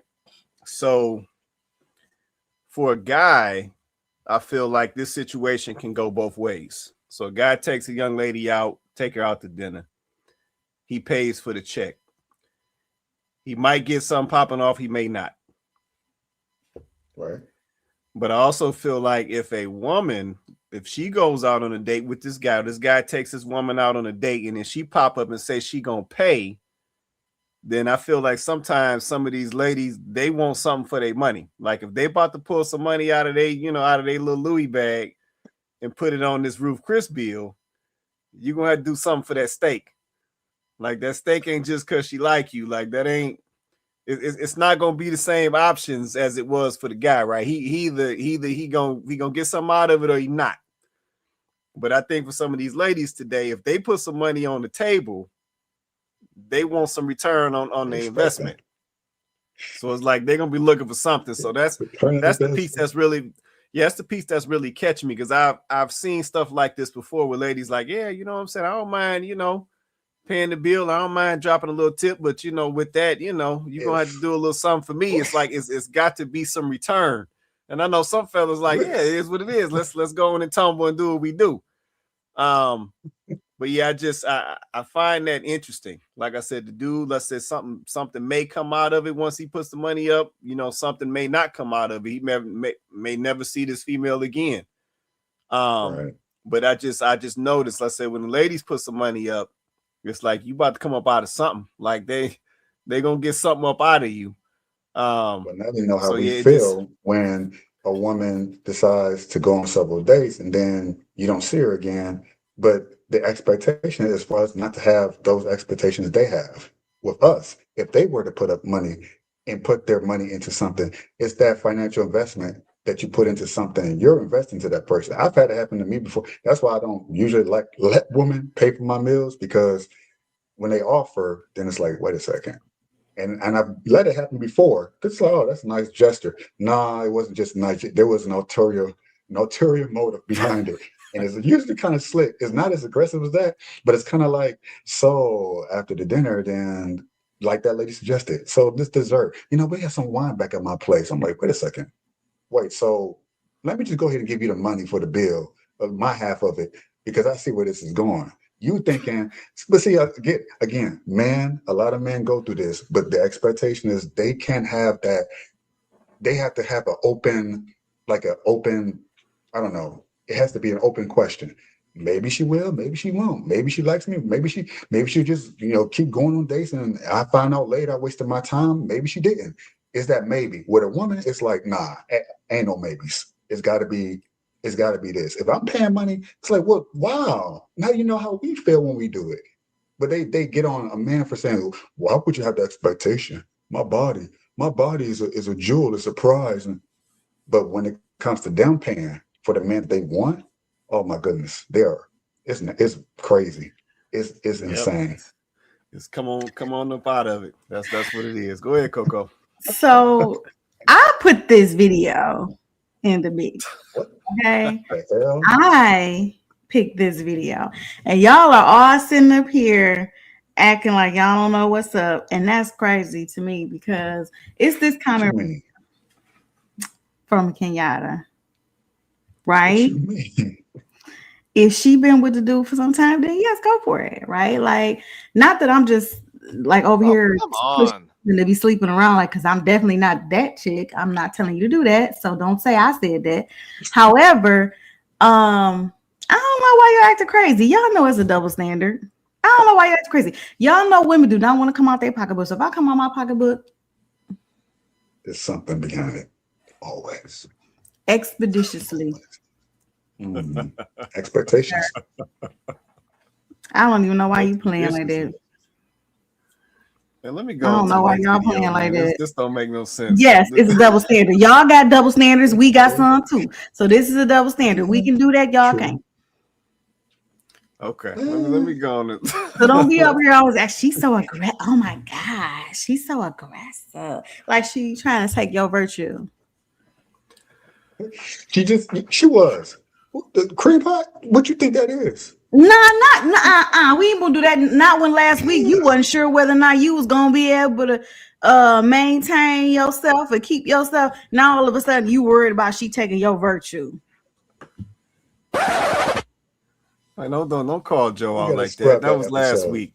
That was last week. Don't. I want him to quit playing. Like he ain't gonna take that deal. I don't know, Joe. She might have you on that one, man. Well, I've turned him down. I've turned him down. I have. Not all of them, but I have a few. Let me go to this next video, man. Y'all ain't about to do this to me. Where Vince at? Vince still on here? Did he get back on?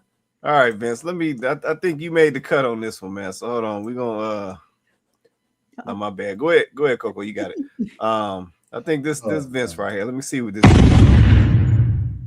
That is the beautiful Nia Long. And she's 55 years old now, and no shot at her. But it got me to thinking, why is it that so many drop dead gorgeous women end up unmarried or grow old alone? The first reason I think is that usually the drop dead gorgeous woman lacks substance. She doesn't have much personality. She's not really funny. She doesn't know much about stuff as far as conversation and ways to engagement. She doesn't cook anything. And in her defense, just think as a man, if ever since you were, let's say 14 years old, every single woman fawned over you. They wanted to give you money, take you on trips, pay your rent, do anything you desire just to be in your presence. You wouldn't think you need to change anything about yourself either. The second reason I think is what I like to call the Forever 21 concept. Women think in their minds and in their feelings that they never age. They call each other beautiful. They think they're all queens. They lie to each other and they lie to themselves. And the fact of the matter is, you are not the same woman at 40 something that you were in your early 20s. More likely you've put on a little weight or a lot of weight. You've got children that you're coming to the relationship with, which is like baggage. You've had a multitude of bad relationships and bad experiences that probably makes you a little jaded. So you're not the same person in any shape or form that you were when you were a younger woman, but you still in your mind think you are quote unquote the prize. which is something I never understood, because if you're looking for a man who makes more money, taller than you, has more resources and can do things for you can't do for yourself, but somehow you're the prize. And the last reason I think is just they don't take care of themselves. I mean, that's not all women, but most women that you remember from high school and college, when you bump into them in person, they weigh probably 50, 60 pounds more than they did when they were younger. Maybe it's because they had children, maybe because of age and attrition, but my mom used to tell me it ain't gonna fix itself by osmosis. In other words, like the sun dries out the water and melts the snow, it's not gonna take care of itself. In order for you to look your best, you have to go to the gym, take care of your body, eat well, and the older you get, the more difficult it is to maintain that. So I think those are the main three reasons why you find a lot of drop dead gorgeous women aren't married or aren't in long-term relationships, when you see average women married with children all over the place. Okay. Where Vince? You Vince still there? Or we lose? Come off mute, Vince. What's your thoughts on this one, man? Why I dropped that one just for the Nia Long thing about, I think a lot of women stay at the party too long. I think they don't really prioritize marriage and relationship until it's too late. I definitely think that, and then also I don't think they want to work as hard. Men know we either gotta make money, or we gotta be good in bed, or we gotta have a good personality. We gotta have something. Some of these women, I think they gotta just bring to the table is their so-called career and their independent woman. And I think if some of these ladies would just get their bodies in shape, that'll change everything for them. But they don't want to hear that. They want to do what they want to do. They want to sit up under a rock and think they're gonna be found, instead of going out there and really putting the work in. I'm throwing a wrench in the whole comment. Why are we still focused on all this physical beauty? Because that's what men want. Men want physical beauty. I know. And y'all True, want money. but then that's Men like want that's beauty setting and up, y'all that's want setting money. up issues for other things. Like we're not addressing the other issues after the beauty. That's the reason for the comment. Like, all right, yeah, she is the beauty, but then there's the other issues that'll come up. Oh, she's probably not as smart, or oh, she, like all this other substance. But to me, the consensus is we're literally like you get a shot just based on your beauty alone, which is like that to me just don't make sense. How it don't make sense when men get a shot just because they got money? It could be the Again, ugliest we man, keep and y'all talking. say, We keep talking. No, we keep talking about this same stupid small group that's coming off as the collective. We but it's still not talking about the same small group. But Cole, it's not the small group. Because you even said it yourself. Okay, You don't want a man that make under $50,000, and that's the I average. You want a didn't. man, That's that. Okay, but and there's that's the facts truth. behind that. We're talking about economy and inflation and all the factors, not just that blanket statement. Come on now. Okay, see, the problem is y'all don't want to. Men want what they want. Women want what they want. A broke man ain't gonna sit up here and say, "Well, I have such good personality, and I'm God fearing, and women should want that." No, they don't want that. Not the woman that you want. Go out there and get you some money. Period.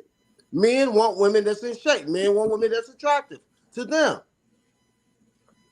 And then we're gonna keep talking about the same other issues just based off of that same statement. So that makes all these other conversations about solving this issue irrelevant because we chasing the same thing that's not really holding the basis for the full relationship. So that means I So, can't ask you if you're fit for a family based off if you're physically fit. Like, just being real at this point. I would say yes. so yeah, Are you physically fit? well, so Cole, let me add some Don't context. require and ask about anything else based off of that. Now I understand what you're saying. So I think that. just to add some clarity to it, I think for men, I think the physical piece is the gateway.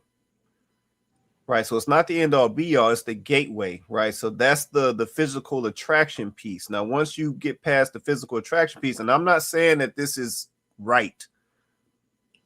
Yeah, I know this is how men and women operate. There's got to be a physical attraction piece at the beginning, right? Before anything else happens, right? But let me get this comment. Kenyatta said the first thing everyone sees are looks. Then they worry about everything else. Yeah, so I think, like I said, once again, I think this is the gateway, right? So for men, they want to be physically attracted to you. Once they're physically attracted to you, then it's like, okay, let me talk to her and see where her mind is at, right? Now, I know, don't get me wrong, I am honest enough to understand that some of this stuff does tweak over time. So as we get older in age, some of these things may tweak. So the physical attraction piece, it may lose a little bit of priority as we get older. We might say, you know what, we all done put on some pounds, whatever. But you know what, this girl is so cool. Like, I'll look past, you know what I'm saying, we'll work on that later. Like, her personality is so spot on. Like I said, let's just say this man got some children, you know what I'm saying, that he had with another young lady, and she get along great with his kids. And he like, you know what, you know, she carrying a couple pounds, but you know, we'll deal with that. Like, I can't miss out on this person that, like, this young lady got 95% of what I'm looking for, but she just a little over my physical, you know what I'm saying, desires or whatever. We'll work on that together. Me and her about to get this Planet Fitness, you know what I'm saying, and do what we do. But I got to lock in, because this the one I've been looking for. So I know as we get older, scenarios like that will occur. Yep, especially if people are being realistic with themselves. Some people, they just like, I'm sticking to my guns and it is what it is. And then some folks is like, you know what, I got to go after certain things because that's what I need in my life at this time. Yep, I'm not, you know, some dudes get to the point where they like, you know what, I don't care about all that baddie stuff no more. Like, I'll take me a little cutie, all that baddie and all that. Y'all can have that baddie, that hot life. Y'all can have that. I just want me a little cutie, you know what I'm saying, a little homebody. And I'm a roll with that. So I know that changes over time, but I think the physical attraction is the gateway. Yeah, that's the gateway to people going on to the next step in conversation and getting to know folks and so forth. So that's just my observation. Go ahead, Coco. And I think that sometimes, Herschel, you up next. Go ahead, Coco. I think that sometimes people, I think it can be kind of frustrating to be reminded about people's preferences if we feel like it is something about us that we don't fit that preference. Like, I think that it can be triggering, right? And that's just at any age, at any stage, right? If a person is saying, I want someone who, you know, makes a certain amount of money, for instance, you know, that with the economy being what it is, we understand inflation being what it is, but you get a job and you make what you make, right? Like, you got to work your way up. You know, that doesn't mean you're not going to get opportunities. That doesn't mean that, you know, you don't have ambition and you can't move up or whatever the case may be, but you're making what you're making. You know what I'm saying? And that process, unfortunately, doesn't always go quickly for everybody. Everybody don't move up quick. Like, it takes some people some time to work their way up or go from opportunity to opportunity where they're actually gaining, you know, every opportunity, right? So if somebody comes along and is telling you that you're not making enough money, that can be triggering too. You know what I'm saying? Like, that because dang, I mean, you know what I'm saying, I am working. It's not like I'm a loser. I'm out here working, but I haven't reached where where I'm still working on it, right? And so I think that as people, we have to be a little bit more open-minded to that, right?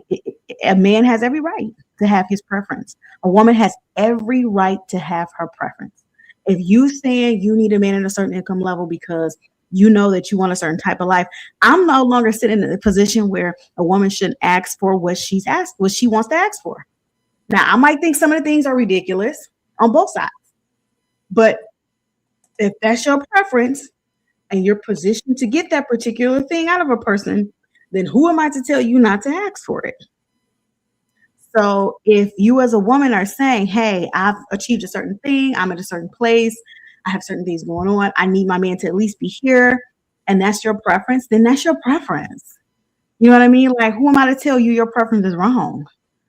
I don't have to live this life. You have to live this life, right? So at that same point, like if a man is saying, I just want someone attractive that I find attractive on my arm, that's what I want. And my version of attractive is somebody who is fit, healthy, and just looks a certain way. Like that's my version of attractive. I just would like to have that type of person by my side. Like that's his preference, right? So I don't think that we can fault a person for that, right? Like, and then I'll say this, I agree with Quay. Like, I think that when people get to the point where there are different stages in their lives, some of those priorities will shift and some of those things will change.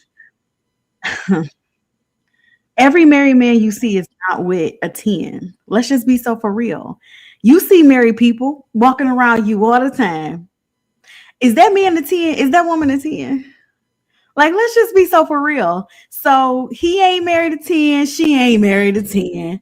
So everybody's level of attraction is different, right? But I believe also what Quay said is if you out here and you really trying to be with somebody for real, you got to look at yourself first and go, okay, what am I putting out? If I'm trying to attract a certain type of person, what am I putting out? Like not just looks. Looks is a part of it, but not just looks. Like what am I putting out? Am I putting out an attitude that is someone that is approachable? Am I putting out an attitude where, I am, now you ain't gotta be nice to everybody. Everybody don't deserve that, but at least be friendly, be cordial, right? Like, am I putting that out?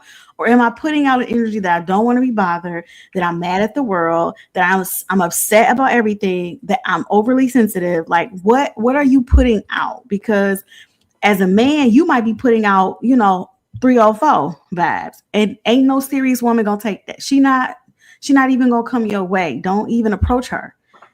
And as a woman, you might be putting out the vibe that, maybe you had some bad experiences and now you short patient. Like you just don't have the patience for the process. You really not interested. So you're putting out that energy. And men can kind of sense that, right? So now you might have a man that might be apprehensive to even approach you because he's like, she doesn't really seem like she want to be bothered. So I'm not gonna bother her, right? Like it might not be your look. It might be your attitude that a man is saying, I don't want to be bothered with. So I think that when we have these conversations, like we all got to be honest, men and women, like we can't be disingenuous, right? Maybe it's us. Maybe it's something we're doing. Maybe we're not being honest. You know what I'm saying? Like, say we talk, we just get on these podcast mics and we talk. And we don't really ever say anything. But you got to be listening. We say a lot of stuff. We say a lot of useful, valuable. You can pick it up and take it with you. The problem is, are you receiving it? We get on this platform every week, and this can be my closing. Honestly, if we're gonna close, I'm not sure when we're gonna close. I got another video. My bad. Then I'll hold it. But we get on this. I'll hold it. But we get on this platform every week, and we say a lot of stuff. But are y'all listening? Like, are y'all listening? This man is saying that. Listen, ladies. Y'all cool. Like Nia is gorgeous. Okay. Nobody is taking that away from her. Right. Mind you, her comment was taken out of context a little bit, y'all. But anyway, Nia's gorgeous. So like, we're not taking that away from her. She's aged beautifully. Right. But the truth is we really don't know her personality. We really don't know what she's like to be in a relationship with her. Right. So I think that, not having that context, like, yeah, a 55-year-old woman being like, yeah, I just want to date a younger girl. If that's your preference, then by all means, go ahead. But then don't be mad, though, if you're not that person's preference. Right. That's real. And I just want to say something. We got to be honest. That's all I'm saying. I'm 5'7", so I'm a short man. So I understand being 5'7", I gotta bring a mind to the table. I gotta bring something extra because I'm not 6'6", whatever we'll call it. So what I'm saying is that fit shows a level of discipline, especially once you get older. And a lot of men that I know who are those type of men that y'all want are in the gym. They're in the gym at 6 o'clock, or they're in the gym at 5 o'clock, or they're in the gym at 12 o'clock. Because they care about their look. these six figures, the guys that y'all really want. And so this is what I'm saying. Everybody wants a certain thing. My question is, what are you going to do to get it? Everybody would just accept me as I am. I don't want to do that. I don't want to go to the gym. I don't want to go put my hook out there. I just want somebody to find me up under a rock with my bonnet on.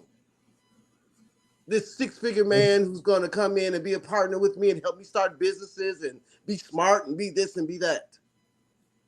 You don't hear broke men saying the same thing. Broke men go get a broke chick. Broke men go get a broke chick. Fat men go get a fat chick unless they got some money. I mean, what is it? I mean, that's just how life is. I mean, it's like we want to sit up here and talk all around it. And, oh, well, I can find me a unicorn. No, you're not going to find you're not going to find a unicorn. Especially if you average look and get in the gym. If your body cold, then that takes you from a 4 to a 6. That's real. I'm 5'7". My money take me from a 6 to an 8. And my mind and how smart I am. What? So my thing is, let's go out and get it. You know what? People want to make a whole bunch of excuses. That's all the problem. I'm telling you, if most of these women would get fit, they can maybe attract a more decent guy. Maybe. And Absolutely will. And if most of these guys will get out here and work, they could attract a more decent woman. Mm-hmm. Yeah, no, that's real right there. That's real. Let me get Herschel in there because I know he came off. Go ahead, Herschel. Yeah, I mean, most people said things that I was gonna say, but to support. So I'm gonna use another little perspective that it might be something, but about like when you see a beautiful older woman and she really can't get like a serious relationship, because I think in some cases there may be like some men out here that if they want a woman, they can probably like make a baby with, and say she's 55, it's kind of like it's a wrap for that, maybe, what I'm saying, for her possibly, or it could be a high risk. And so, so let me just say, okay, she's like far gone from here. She's already in menopause, already went through menopause, so I can't even, that's one spin on it, why I think some women that are older, they probably, are single. But I'll go back to the whole energy thing too. That's the main thing. I think it's all about the energies. How whatever you put out there, we're animals, okay? So we have the instincts and all those things. We pheromones, all that type of stuff. So your energy is like kind of like in a place where it's just, it's not nurturing, or it's not like inviting. They're not gonna. It don't matter how old or how young you are. You're not gonna get that person, gravitating to you and coming to you, Or if they do, it's gonna be coming to you for certain things. Like they'll be coming to you for some women, like the young ones that have the nice bodies and this and that. A lot of times they just get used for their body, because they have no personality. And so people, like the energy they give off, no one's gonna take them seriously, And also to support some facts of people are saying, as far as you get up in age, when you get over in age, you really have to really start thinking about your health, bottom line. And that's in our culture, we don't think about that. I mean, we need to get work on doing that, better at doing that, because see all the other cultures and races and ethnicities, they eat right, they don't drink as much alcohol, they don't smoke as much, especially when they get older in age, they start factoring in and thinking about that stuff. So if you're like up in age and and a guy or a girl, what I'm saying, they see the person, and look like they just kind of like let themselves go. That's not inviting. You're thinking, okay, then where are you in other areas in life? You know what I'm saying? Where are you slacking in other areas? As far as like, your personality or your drive, your wisdom, insight. So it means a lot, image is a lot, unfortunately, it's a lot. Yeah, no, that's valid, man. And I think the other thing we gotta realize is looks, they don't always dictate compatibility. I mean, I can think back to, you know, high school, middle school, and we all been there. You know, so especially for the fellas, it was, you know, it was some little baddies back in high school. It was always those females who all the fellas wanted the same female. She was the little cutie, little bad, you know, little light skinned chick with the little silky hair, or whatever. But then it's like the funny thing is you run into those ladies when you get older, and you be like, man, I would never even entertain this female. Like if like, you know what I'm saying, as a man, you've achieved certain things, you done got to a certain point in life, right? And it's like you run across that same chick that used to be the baddie back in high school. And then as that man, as you are at that point, you looking at that female like, I wouldn't even entertain this female. Like if she came and hollered at me right now, I'd be looking at her like, who is you talking to? Like I wouldn't even entertain her. Like this was the one that the fellas was fighting over back in high school. But it's like now I see you, I have a conversation with you, I'm listening to you talk, and I'm like, I never would even entertain you. Like what happened? So that's the other thing we got to realize is looks do not dictate don't dictate compatibility or if somebody is actually a good person. Because sometimes looks can deteriorate somebody's personality or kind of turn them into I don't want to say a bad person, but a tainted person. Yeah, because they used to people always lusting after them, you know, always wanting to give them something, wanting to do something. So that will taint folks and have them feeling like, oh, well, I ain't got to do nothing. Yep, I ain't got to, you know, impress you. I ain't got to, like they get into this mentality, right? And Nia, like I said, we don't know Nia. Yeah, we don't know her, you know. So I've heard some stories about her. I've seen some situations with her, and they have you looking at her a little sideways. But I know back in the day, you know, she was on the baddie list, you know, Nia and Lisa Ray and you know all the other, all the other ones. Even what's the other young lady in the same scenario? Well, she's not the same scenario, but Halle Berry, another one. But Maya's another one. I think Maya's like 50 something years old, no kids, never married. Well, I'm guessing. Well, I know she's older now, but no kids, never married, you know, all of those situations. And it's just like, you know, I know, you know, folks used to lust after Maya back in the day. But we don't know Maya's personality. She might be, you know, Maya might be a little sideways. We don't know. Yeah. So it's like looks is one thing. Nia Long, but too. Go ahead, man. Now Nia Long, I saw an interview. She never wanted to be married. She comes. Her mother wasn't married. Her mama was a side chick to S'more's. Her and S'more are sisters.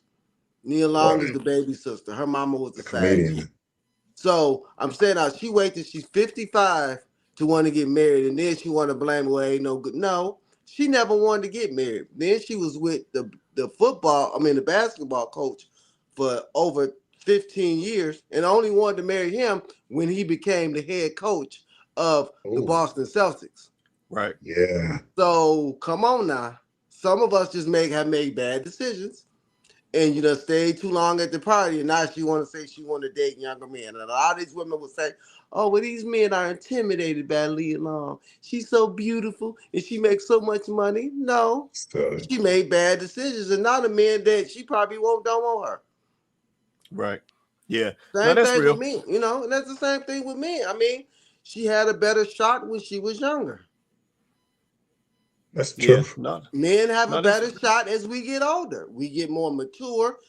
Some of us get more responsible. Make more money. It's just in reverse. It really is. It's just in reverse. So you got to know when your fire is hot. That's real.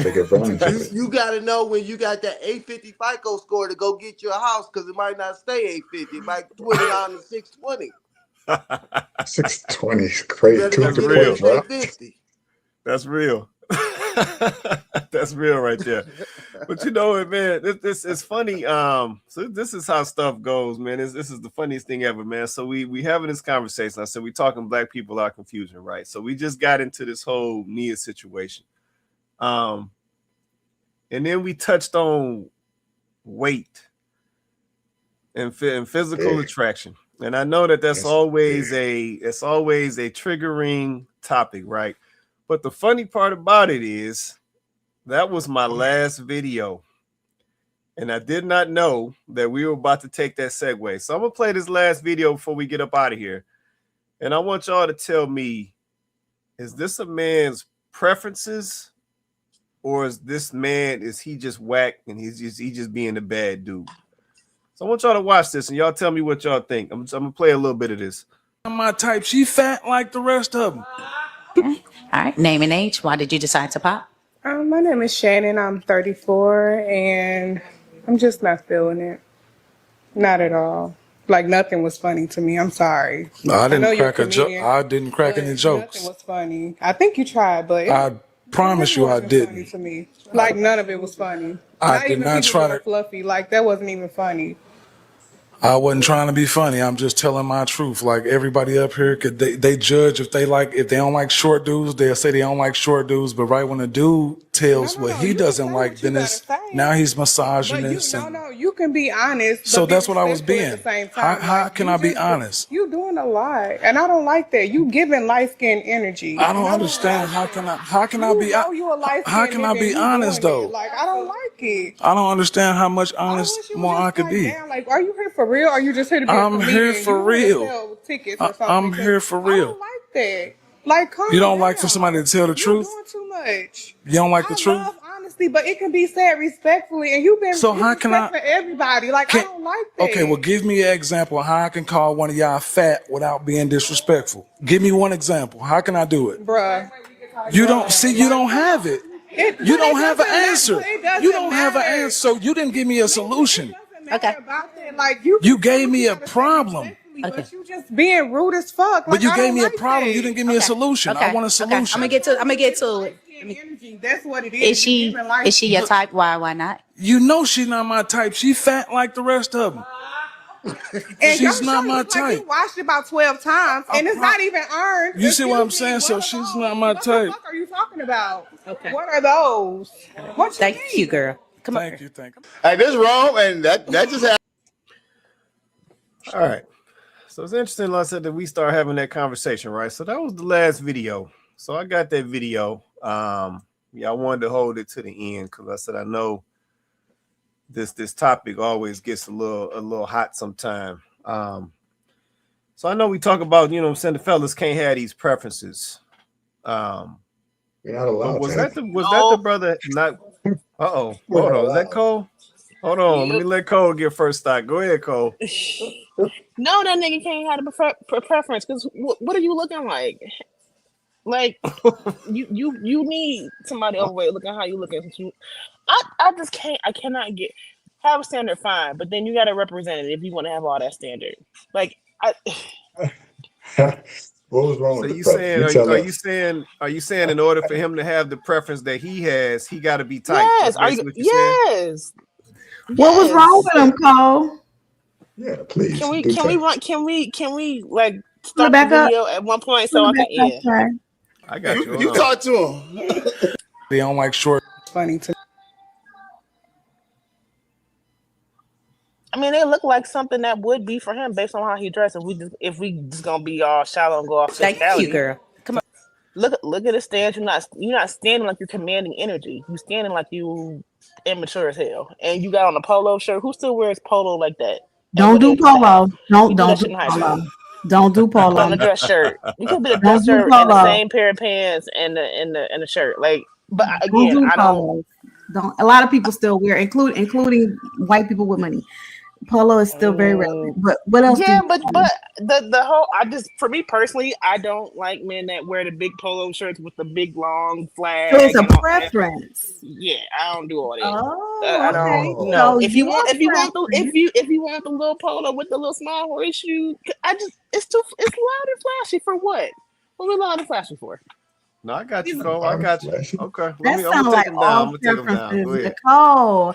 That sounds like all preferences. You know what, if you Chloe? have preferences, then he gotta have preferences too. This is what I'm saying. Based off the video, I don't understand because the females look, they match his preference. Loud, dramatic, but that's not feminine, his preference. No, that's what you mouthy. think. That's what you think based off of your assessment of him. He But called that's him all not ugly his and preference. fat. I didn't even say ugly. He He wasn't just even said nice fat, with didn't it. he? She's he not my didn't say ugly. preference. Oh, she's not my. No, they're all ugly. Yes, he He said like fat. none of them. He He didn't say said ugly. they was all ugly. He said He said they was fat. all ugly He and said fat. fat. I don't think he said ugly. He didn't Yeah, say he said they ugly. was all He fat. said fat. He said fat. Okay, he said they all he called fat. them all fat. And Yeah, what he is called he? them all I don't fat. see no muscles. He's slim, but I don't see no muscles nowhere. So for him to compare to them, he has to be this muscle bound person compared to their I'm just overweight saying, if self you're for mouthing it to off be, about oh, okay, I can ecstatic, see just it. match it. But that's for somebody who's going all off in the physical realm.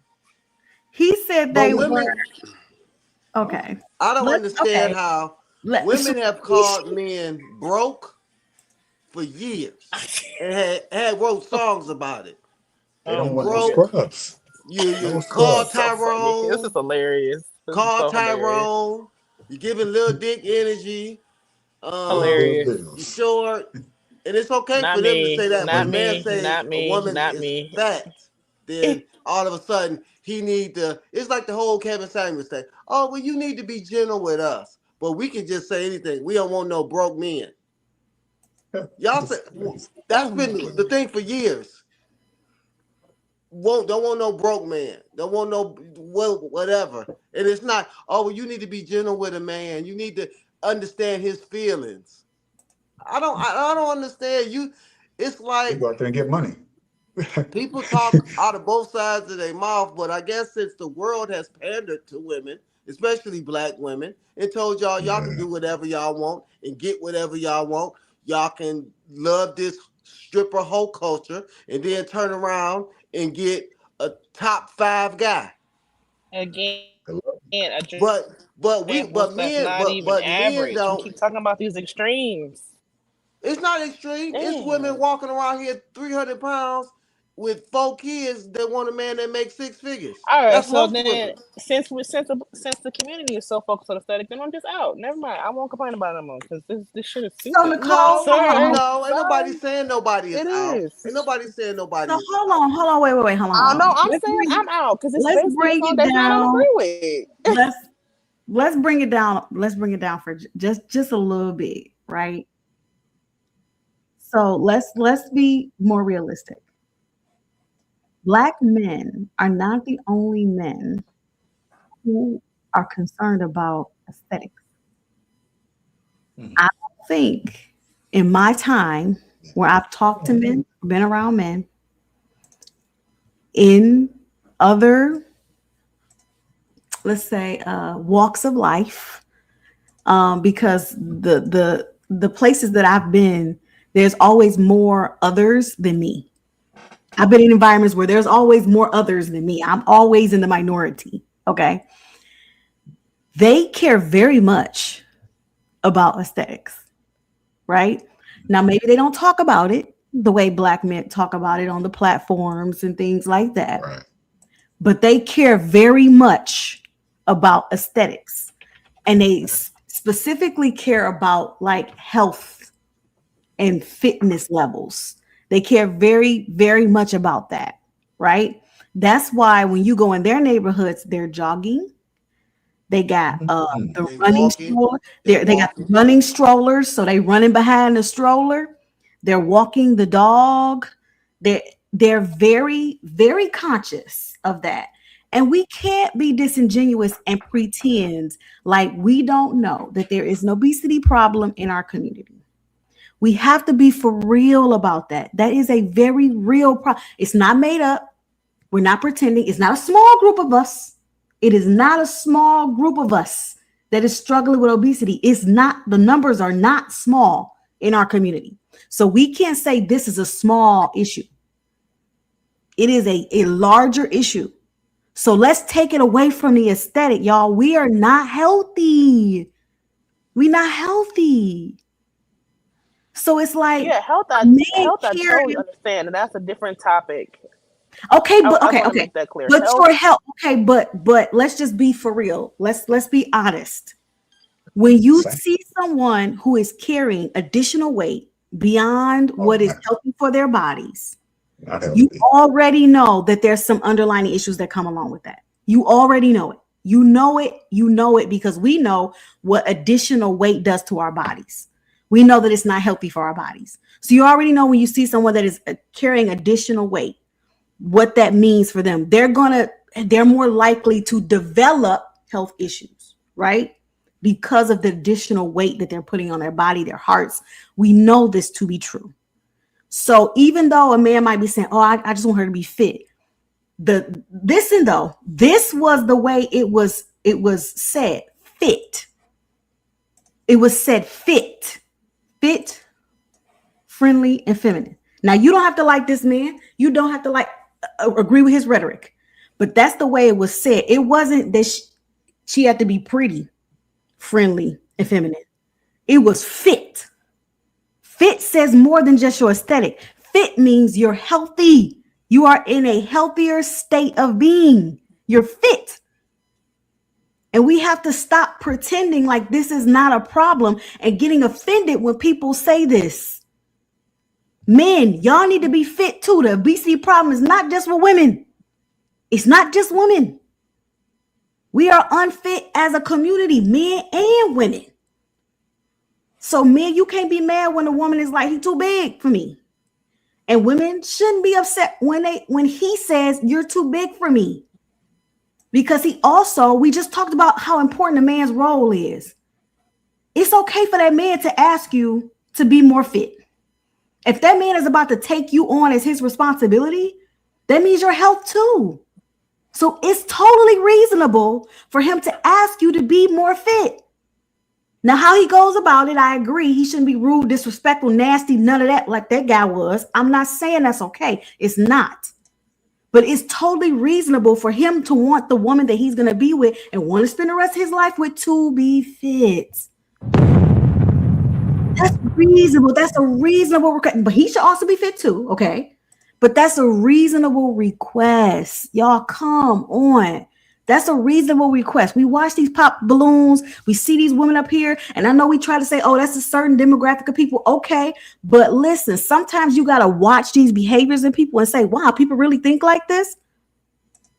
Those women come up, those men come out. And sometimes before they get to open their mouth, they don't care about their personalities code. Them men open up their mouth before they even get to say, hello, my name is pop, pop, pop, pop. What you think they popping off? Aesthetics. That's what because the man ain't saying nothing yet. He ain't told you his name. So we have to not pretend. We have to stop pretending like this is a black male issue. It's not a black male issue. Women are doing this too. They very much are. And it's not an issue. We gotta, don't get me wrong. Some of it I think is ridiculous and some of it has gotten out of hand. Some of these preferences are a little, we all deserve to have preferences, but some of them are a little weird. I'm not going to say they not, but at the same time, I think some of it, we're just getting bothered by it because it's calling us to address things that maybe we're just not prepared to address. We're not ready to address. We don't want to. So it's just it's a lot easier to deflect and put it off on somebody else and make it their problem and say, you're the problem, and not saying, am I at least a part of the issue? Am I a part of the problem? And I just don't think we do in that, right? And I think it's a lot easier to project than for us to, go inward. Reflect. Right. That's real. That's real right there. Fitness is also, they don't like fitness. We as men, we see, and I get it. Oh, why is it so focused on beauty and aesthetic? I'm looking at flowers today. I'm thinking it's beautiful. But I look at different types of flowers. I don't think one flower is beautiful because I see different types of flowers and I think they're beautiful. So your physical aesthetic, you don't have to look like a Maya or a Beyonce or anything like that. A lot of women get confused. They confuse fitness and beauty with just this, I guess, model standard, which is not most women in the world. But that's not what most men are looking for. When they say they want fitness and physical attractiveness, it's whatever that looks like for him and that he's looking for in you. And it's the basic standard. It's your body weight and your diet all reflecting how you treat yourself. So it's a reflection of you. If you are out of shape in any way, shape, or form, you have one too many love handles, whatever, you got a lot of wrinkles and dark spots. Okay, that's odd. You're using a lot of makeup to cover. That's odd. We're looking at that because that your beauty, that superficial stuff is generally speaking a good marker of your health and your general health, which Herschel spoke to earlier. You talking about we want typically a younger woman, if he's a established man, he wants to start a family, he's going to look at all of these things. And that superficial, that cover of the book thing that a lot of women don't like, we look at that.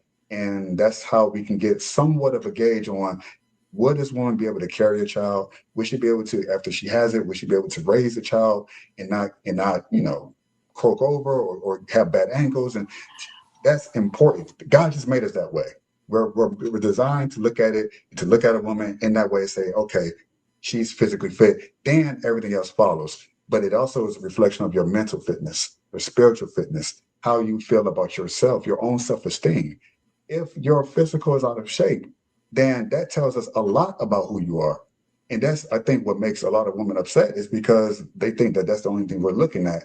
But it's the precursor to everything else that we observe. We're not these cavemen just looking at your body saying, "Oh, you're not pretty enough. I'm just going to go." No, there's a reason why those markers are there. There's a reason why a lot of women don't want to be with a man who's broke if she wants to start a family. Why would you want to do that?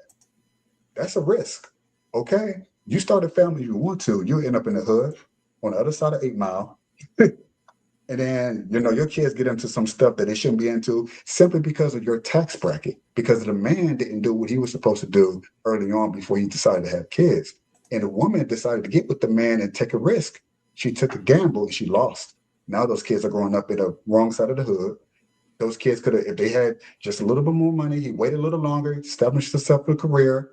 So we also take the risk when it comes to physical attractiveness. Again, your biological capacity to bear children, to raise those children. So that's how we look at it. That's our barometer. For you, naturally, it would be resources. Today it's coming in the form of money, but resources. Can he provide for the family? Shelter, food, these things. If you look at a man, you still get with a man, he can't provide those things for you, your child ends up in the boondocks somewhere, well, that's a choice that you made. And the same with us. We give a woman who's out of shape, can't have children for whatever reason. Now she's having all kinds of miscarriages. The child might come out in a certain kind of way. She might not even be healthy enough to raise a child. It's the baseline. It's not everything, but we look at that. So that's the deeper level of things. It's not just pretty, or money, money, money. It's a reason why we look at these things. And we're designed to look at those things for that reason, to help That's us fine. get a gauge as to what's going to go on in the future. That's fine. So I All hope I'm that saying is explains at something. this point, no, that's fine. All I'm saying is as much as you all want to be straightforward and honest about, trying to have your opinions about a woman's health and what she's supposed to do with it and what she's preparing for, equally so, then understand and respect the fact that a woman is going to say, as much as you want to have all this about her health to do all these things, make sure that you're providing to make sure she can do that. That's all I'm saying. That's my last comment on the topic. So I So don't it want to ain't really hear no. I don't want to hear nothing about no. Oh, she need to get this health together. Make sure you have the money and the foundation for her to do what you're expecting her to do. Bring So forth the wait, so children, etc., etc. so are you saying that basically if this man is saying that he wants her to be healthy and in shape, basically he need to be prepared to pay for it? Is that what you're saying? Yes, beauty is currency. Health is currency. Period. Okay, but why is she not taking No, care of her no, health that's it. That's it. before? No, that's it. But why is she not No, I'm taking? saying if she is before all of that. No, beauty is currency. No, that's the Well, standard we across said fit. We both didn't say genders. That's we didn't the say beauty. summary. Okay, we said fit. We didn't say beauty, but I get where you're going with it because it is tied. It's connected. So you're saying if she's been doing this and she's been taking care of her own health and she's been maintaining her health and she's been keeping herself fit and she's been keeping herself, the beauty standard or whatever that may be for him, right? That he should be prepared to do that or take that over when they get married. Is that what you're saying? He should be prepared to take it over when they get married? Yeah, I'm sorry. Yes, health equates to wealth. That's what I'm saying. Okay. That's what I'm saying. Health equates to wealth. Okay. I mean, I guess Okay. I guess I don't disagree that if she needs help with something in particular regarding her health, like I don't know, gym What membership help do? Come or on, no, no, let's no, say no, Chloe. We ain't gonna do that, Chloe. We ain't gonna do that. We ain't gonna do that. Come on. hold on. I promise I'll let you cook. I'll let you cook. Right. So I don't disagree that he should be willing to help with that. Right. Even if it's just support, it may not even be money. Like he may just need to support her if she, needs accountability partner or whatever the case may be, or maybe he could walk with her, maybe he can go to the gym with her. It could even be in the So form of honestly, the way it was presented, as if he wasn't even helping, it just seemed like the way it was presented that she's just coming with it. So that's why I said what I said. well, yeah, but because I didn't even because your think health that he was really even is helping not, because that's how it was presented. but your health is not his. Okay. A woman should care about her own. Okay. A woman should Oh yeah, care absolutely. I'm about just her saying, own absolutely. health I'm just saying, in general, prior to to him meeting a though, man. her health is equating to wealth. I agree with that. Right. So then, okay. So then, if this is, because this is not just, I just want to be clear that this is not just her reaction to him wanting a woman, a potential woman that he's going to be with to be fit, right? Because that woman should already be prioritizing her health. Should already be prioritizing her fitness. She should already be doing it on her own, because this is something that should be important to her. It should be important to her first. So if she's already doing that, then we're talking about a man being in, I guess, in a financial situation where he can continue to help her do that. Like, I don't think there's anything wrong with a man helping, like, but I guess I'm in the mindset of my health should be my priority. Right. So I should already have a gym membership because I'm already working out. I should already walk because I'm already doing that. I should already eat healthy because I already prioritize that, and I'm already doing that. I'm doing it already. So I'm not saying that he can't come into my life and he's like, "Oh, you eat healthy? Okay, cool." And he's like, "Okay, well, cool. I eat this too. Here's some money towards the food. Here's," you know what I'm saying? Like, I'm not saying he can't do that or shouldn't do that, but I guess, like, this is about you as a person, right? Like, women are saying that they don't need this and they don't need that from a man. So you definitely shouldn't need that man to come in to make it financially viable for you to take care of your own health, because that's something that you should already be doing, already prioritizing, and already want to do. That's just my I'm thought. not saying. I feel like you just make an excuse for the man's overly unneeded opinion, but okay. I feel like you make an Because if excuse I'm already for it taking not care wanting of to the take health accountability of your myself, own personal health. Can I no, say I'm something? not. I'm saying that that's fine, but I'm agreeing with you, but I'm saying, since the man wants to give all this opinion about stuff I'm already doing, then since he wants all these things, then I'm saying then we're putting a monetary value on it. I'm not saying I shouldn't already be working out. No, I got you, Cole. So I think those may be two different scenarios. That's one scenario, and then I think the video is a different scenario. So I think you talking about somebody who's putting in some work, and then this dude having something to say. And then I think we're talking about a scenario where a woman is not putting in the work, but then the dude having something to say, but then he ain't putting in work himself. So I think those are two different scenarios. So I understand what you're saying, Cole. I understand what you're saying, Coco, as well. But I think there's two different scenarios we got mixed up in there. So I get it. Go ahead, Herschel, and then we're gonna get up out of here after you go, man. Go ahead. Okay, yeah, I was just gonna say, so at the end of the day, I feel like nobody's responsible for my health but me. Now, in a relationship, of course, you guys want to be able to to bring something to the table to, like, make each other better, right? So yeah, of course. So yeah, if I'm in a relationship with somebody, I'm not gonna, if I want her to be healthy or fit or whatever, I'm not gonna be giving her bags of chips, that type of thing. You know what I'm saying? So yeah, that's how I'm coming to the table with something to help and contribute. And yeah, we'll go to the gym together, pay for membership, whatever. But as far as the responsibility, you know what I'm saying? I'm not responsible for anybody else's health overall. Like they have to want that for themselves. They have to want to be responsible and do that. That's how I feel. But overall, again, that as far as that video, I'll just speak on the video real quick. So I say this a lot, and I mean, it may sound judgmental, but obviously, like usually, all the people that are on those shows, they're on there for a reason. Unfortunately, Right. no, I mean, it's like because they're really not, they're not it, for certain reasons, whatever it may be. But but for that situation right there in particular, he was just talking about his opinion.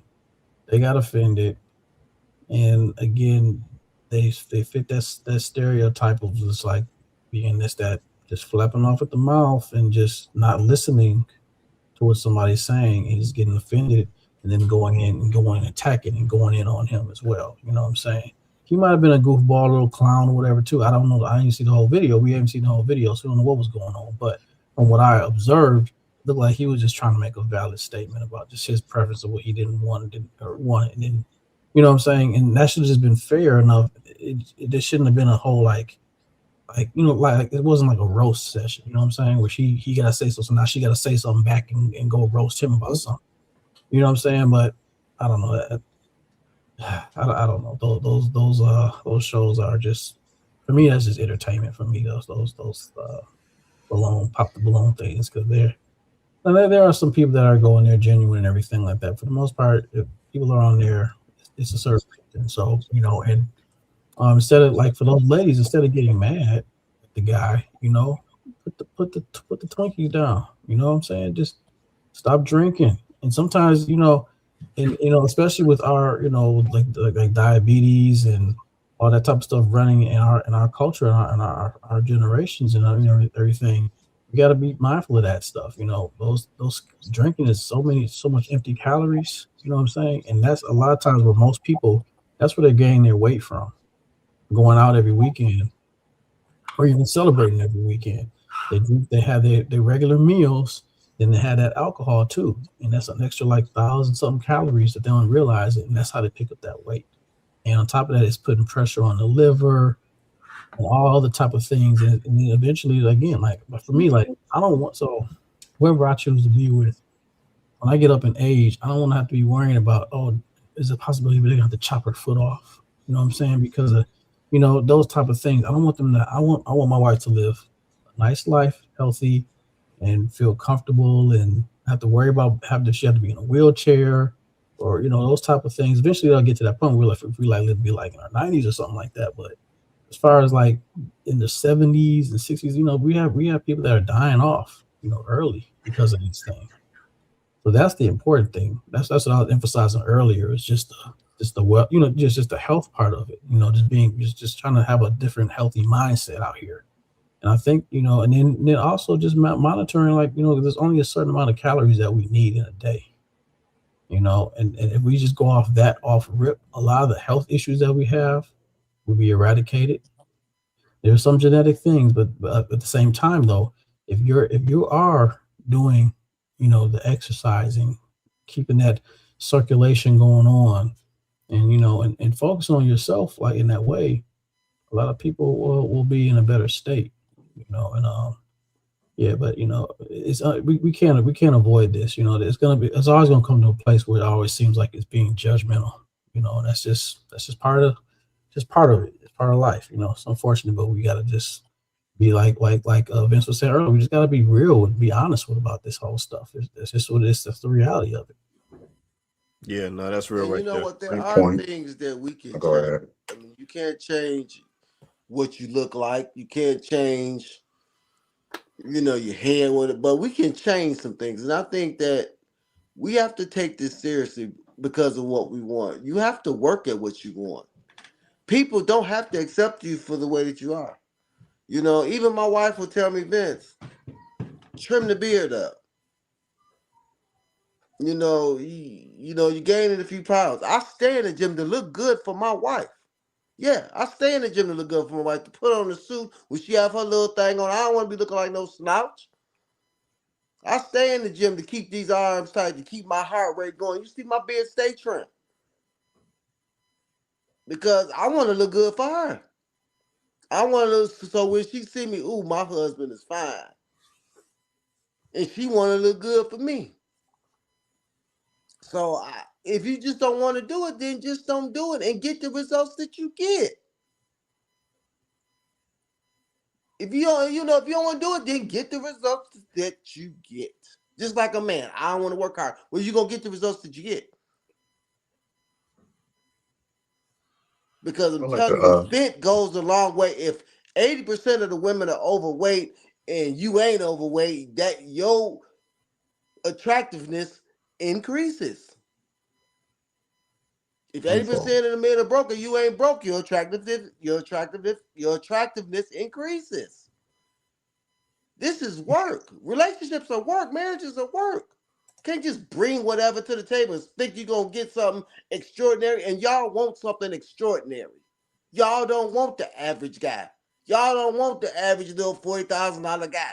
Oh, and inflation. And then exactly. So get your ass in the gym where the men who got the money you want are. And I'm not talking about Cole because this is not specific to Cole. This is in general.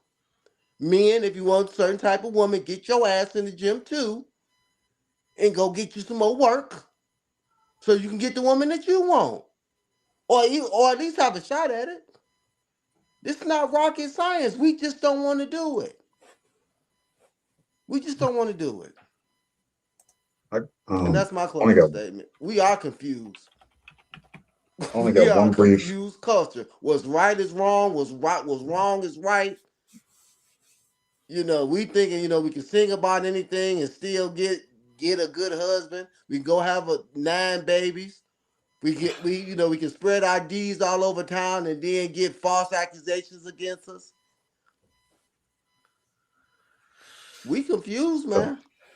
Yeah, I no, only that's But want to that's say this valid. but briefly. what they This will say be my about the close. truth, Chloe? Thanks. What they say about the truth? The truth will set you free. There it So is. I just all I wonder, and I guess the only question I want, well, Coach is not here, but is would she have the same? She probably would say no. But a lot of women who are that upset about a man saying basic thing, you're out of shape. I don't see the same uproar when they talk about, oh, you don't measure up to me. You're kind of short. You're a short king, but you're not my type. Or they get more insulting than that. You're a little one. We don't, I want someone that can match my fly while she's wearing 3-inch heels, right? She's not her actual height. Yet expect a man to exceed her natural height plus more. If he's not 6 plus, I don't. Oh, well, you work as a janitor. You work as the latest one I saw was a guy who worked as a waiter, upstanding gentleman. He was obviously in shape, fit, and everything. He was a decent looking fella. But yet, the one thing that stopped those women from choosing him was because, well, you don't really work that 6-figure job. Oh, you don't have that high profile job that I want. You're a server. So in a way, and they try to, oh well, it's not because you're a server. It's just they look at them a certain way. So not only is he not, they suppose he's not making the kind of money they hope he's making, which he probably is because servers make a lot of money, but it's also the appearance of it. It's I guess the status. He doesn't have a high profile job that they can say, oh, my husband is a doctor, he's a fireman or whatever, right? So if it's anything less than that, or the finances doesn't match up, or both, then the woman don't have a problem saying what their preference is on in public, and sometimes making a fool out of the man, just embarrassing them. But when a man says, "Oh, you're fat," one word, and oh, look at you, but look at that, look at this. But when a man gets attacked in the same way, and it's an attack, he's usually much more graceful. He's like, okay, well, I understand. He keeps it moving. He doesn't go tit for tat for them. It happens sometimes, but not nearly as often as if a man says, this is what I like. I don't like fat women. What do you mean? But look at you, look at them shoes, look at the tie, look at damn, you got bucks, dang. All I just said, I just want a woman who's in shape. And lastly, Herschel, there's another aspect of fitness that we want in women that I hadn't even thought about. And we want you to be fit for yourself. So, and it was such an unselfish reason. It was because I want to live as long as possible with you by my side. So this mindset that you think that we want you to be fit and beautiful and attractive just for our sake, no, it's also for yours. And so we can have you around as long together as possible. Because if you got all these issues, then okay, I might like you, I might love you. But man, you get diabetes in 5 years, I'm gonna miss you. And but you just got into shape and we can be together for a long time. So it's an unselfish reason. It's a selfish reason and an unselfish reason at the same time. But a lot of women focus on I just want a pretty girl on my side. Yeah, we do. We do. We want to go out in public and show you off. But also we want you to live as long as possible so we can show you off. Look at my girl. She's 90 years old. She's still my girl. You know what I'm saying? So that's all. That's all I gotta say. That's my closing. No, that's real, man. And I think honestly, we all want that. Yeah, we all want that. Everybody want, you know what I'm saying, a little something on their arm to call their own, and it ain't nothing wrong with that. It ain't nothing wrong with that. But man, I gotta get us up out of here, man. We're gonna take some closing and we going across the top and the bottom. We out of here. Coco, you want to say anything before we get out of here? Yeah, I just wanted to say, the conversation is really good. Like, I appreciate everybody's perspective. I appreciate Cole's perspective. I agree with her that I think that we have gotten carried away with some of these ridiculous preferences. I do agree with that. I think that we're asking for things in a lot of cases just unrealistic.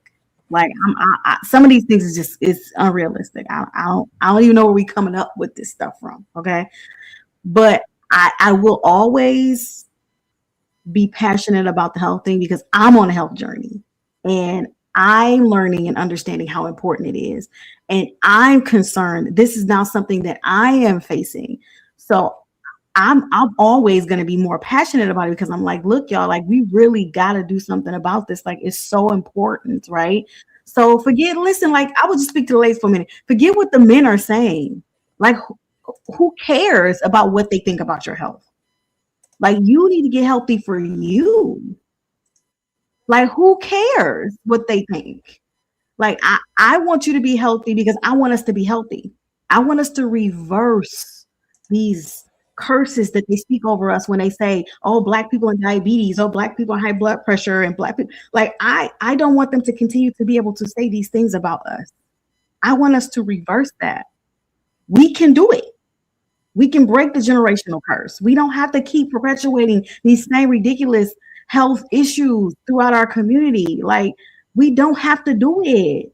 So I'm always going to be passionate about that. Like, it shouldn't take a man to tell you to be healthy or be fit. Like, you should already want to do that, right? Like, that's all I'm saying. Like, Black people, our confusion is true. Like, I don't understand the things that we will fight for and then the things that we'll just be complacent in.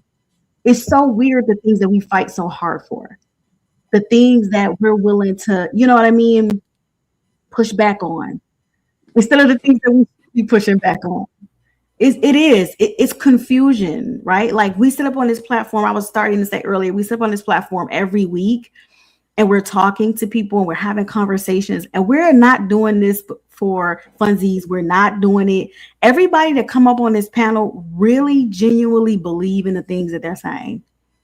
They really genuinely are trying to live a life, lift up a certain standard for themselves and their families and their children. Like, that's why we're here, because we're like, we can do better. As Black people, we absolutely can do better. So we're having the conversations so that other Black people and anybody who wants to join the conversation, to be honest, can see that we're trying to move forward in a positive, productive way, right? So we're not just talking at you because it's entertaining. Don't get me wrong. We want to be entertaining, but we really rather be more genuine than anything else. We want to have genuine conversations, but y'all got to be listening. Y'all actually got to take the jewels. It's jewels and nuggets being dropped every week, week over week over week over week. Y'all got to take this, all this free game y'all getting. You got to take it and actually do something with it. So, like, Black people, if you don't want to be confused anymore, the first thing I would just suggest is actually look at yourself and see if there's some things that you might need to work on, genuinely work on. Because some of this stuff that we're going through, it is confusion. It absolutely is. We have completely lost the plot. Black women don't know. I'm sorry, Black women. I don't think y'all really understand y'all role. I don't think you understand how important your role is. You're downplaying how important the man's role is. We just don't even understand why we even supposed to be together, why we here. We don't understand our purpose. So yeah, Black people are confusion. But if y'all want to get unstuck, then let's keep having these conversations and let's do it genuinely and transparently. That's real. That's real right there. Appreciate that closeout. Herschel, it's on you, man. Okay, yeah. First, I just want to say thanks for the topic, having me on and everything. I would love to be on more. I would try to, but I just, my work schedule be crazy for me. I'd be drained. So, I got you. I get on when I can. So, but I appreciate y'all letting me on and everything, let me speak. And also big ups to Kenyatta too. I know her since middle school. We're friends on Facebook, and so I've watched recently her progression and everything. So and that's good. Her and her husband there, working out. I saw her comment she just put up. Yeah, so that's awesome. So I'll give her both of them some props. Both of her and Donovan. So as far as the topic, as far as the confusion, I just think that what we have to do is we have to just start to become more. But we have to just have structure. The structure have to be, because I think in our culture, we like doing things like the right way was always like deemed like not cool or not it. You know what I'm saying? I play by my own rules. I do what I want to do. You know what I'm saying? But that when you take that attitude and that role, it confuses things. So I'll just give one example. Like for example, the co-parenting thing. Co-parenting can work. You can produce very healthy children. I'm not trying to be like the poster boy, but like again, like my son, he's a 4.0 student. He's just excelling and doing things. He has good manners. He's respectful, and he's living in a co-parent situation. Both parents don't live together, but we work together. You know what I'm saying? Both parents work together. We just had his little 16-year-old birthday party. It was a surprise party. Me and his mom put that together. We don't live together. We're not like chummy and all that stuff. We came together, had some structure, some order. We were mature, and we made it work. And it was a wonderful, event. So it could happen, and there was no confusion. You know what I'm saying? So we don't have to be confused. We don't have to have confusion. We just have to just own up to it and be mature and just have some structure and just do things the right way. It's the right way and it's the wrong way, So I'll leave it that and enjoy being on here. Yeah, no, I appreciate it, man. Let's see, you always a value add to the conversation, man. I appreciate you hopping on when you can, man. Cole, you still there? Yeah, I'll just be trying to. I agree with the topic, the title of the topic. Yeah, that's really it. Okay, all right, no, I appreciate it. I want you to come on and say your closing. I wasn't letting you off the hook that easy. Well, no, I appreciate your close out. Well, man, listen, shout out to my panel, man. Shout out to Coco, Herschel, Cole, Joe, JR. Vince was on here earlier. I appreciate y'all holding me down on the panel, man. And shout out to everybody in the comments, man. Yeah, man, it's real, man. Yeah, black people are confusion? Yeah, we definitely can be. Yeah, but it doesn't have to be that way. We can change things. We can change as a people. We can move in a better direction. Yeah, but we got to come up off of our selfish ways. We got to get out of our head and we got to do something different. Yeah, I think a lot of times when we hear change, we get to running, we get to bucking. Yeah, but change is your breakthrough. That's how you get to the next step. Yeah, for the fellas, that's how you find your wife when you make the proper changes. For the ladies, that's how your husband finds you when you make the proper changes. Yeah, but sometimes we just don't want to acknowledge that because at the end of the day, we know that involves effort. And a lot of folks don't want to put in effort. They want to sit back and wait. They think somebody going to fall out the sky. They think Mr. Right just going to pop up out of nowhere, and it don't work like that. Yeah, but it's going to involve effort. There's nothing in our lives that we have that didn't involve some effort. especially something that we value and appreciate. So I'm not sure why we think it will be any different in a relationship situation. Yeah, it's going to involve effort. Simple as that. But man, once again, shout out to everybody who joined us tonight, man. If you haven't already, smash that like button. Likes are free. Smash that like button, hit that subscribe, and hit that share. We want to get this content out to as many of our people as possible so we can move us in a better direction. Yeah, but then at the end of the day, let me just say this and then we go on, man. Folks always talk about solutions. Yeah, the important part about Candid Convos is the solutions that y'all keep asking for. It's in the conversations. Yeah, but you got to listen and receive. Yep. So for anybody who's always asking us, what's the solution? Where's the solution? What's the solution? Watch the conversation. Yeah, there's solutions all in the conversation. Herschel been dropping them. Cole been dropping them. I drop them. Vince drops them. Coco drops them. Joe drops them. JR drops them. It's all type of solutions in the conversation if you just listen and receive and absorb what's being said from these folks in all of these different walks of life. The solutions all up and through there. And shout out to the comment section too. Our comment section. For sure. But the solutions are there. You just got to pay attention and absorb. It's really that simple. But everybody ain't ready for that conversation yet.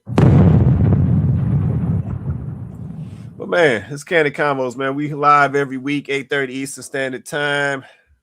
On these Wednesdays, dropping our content, do what we do, man. So definitely like, share, and subscribe. But man, with that being said, man, everybody have an awesome night. And we're going to catch y'all on the next one.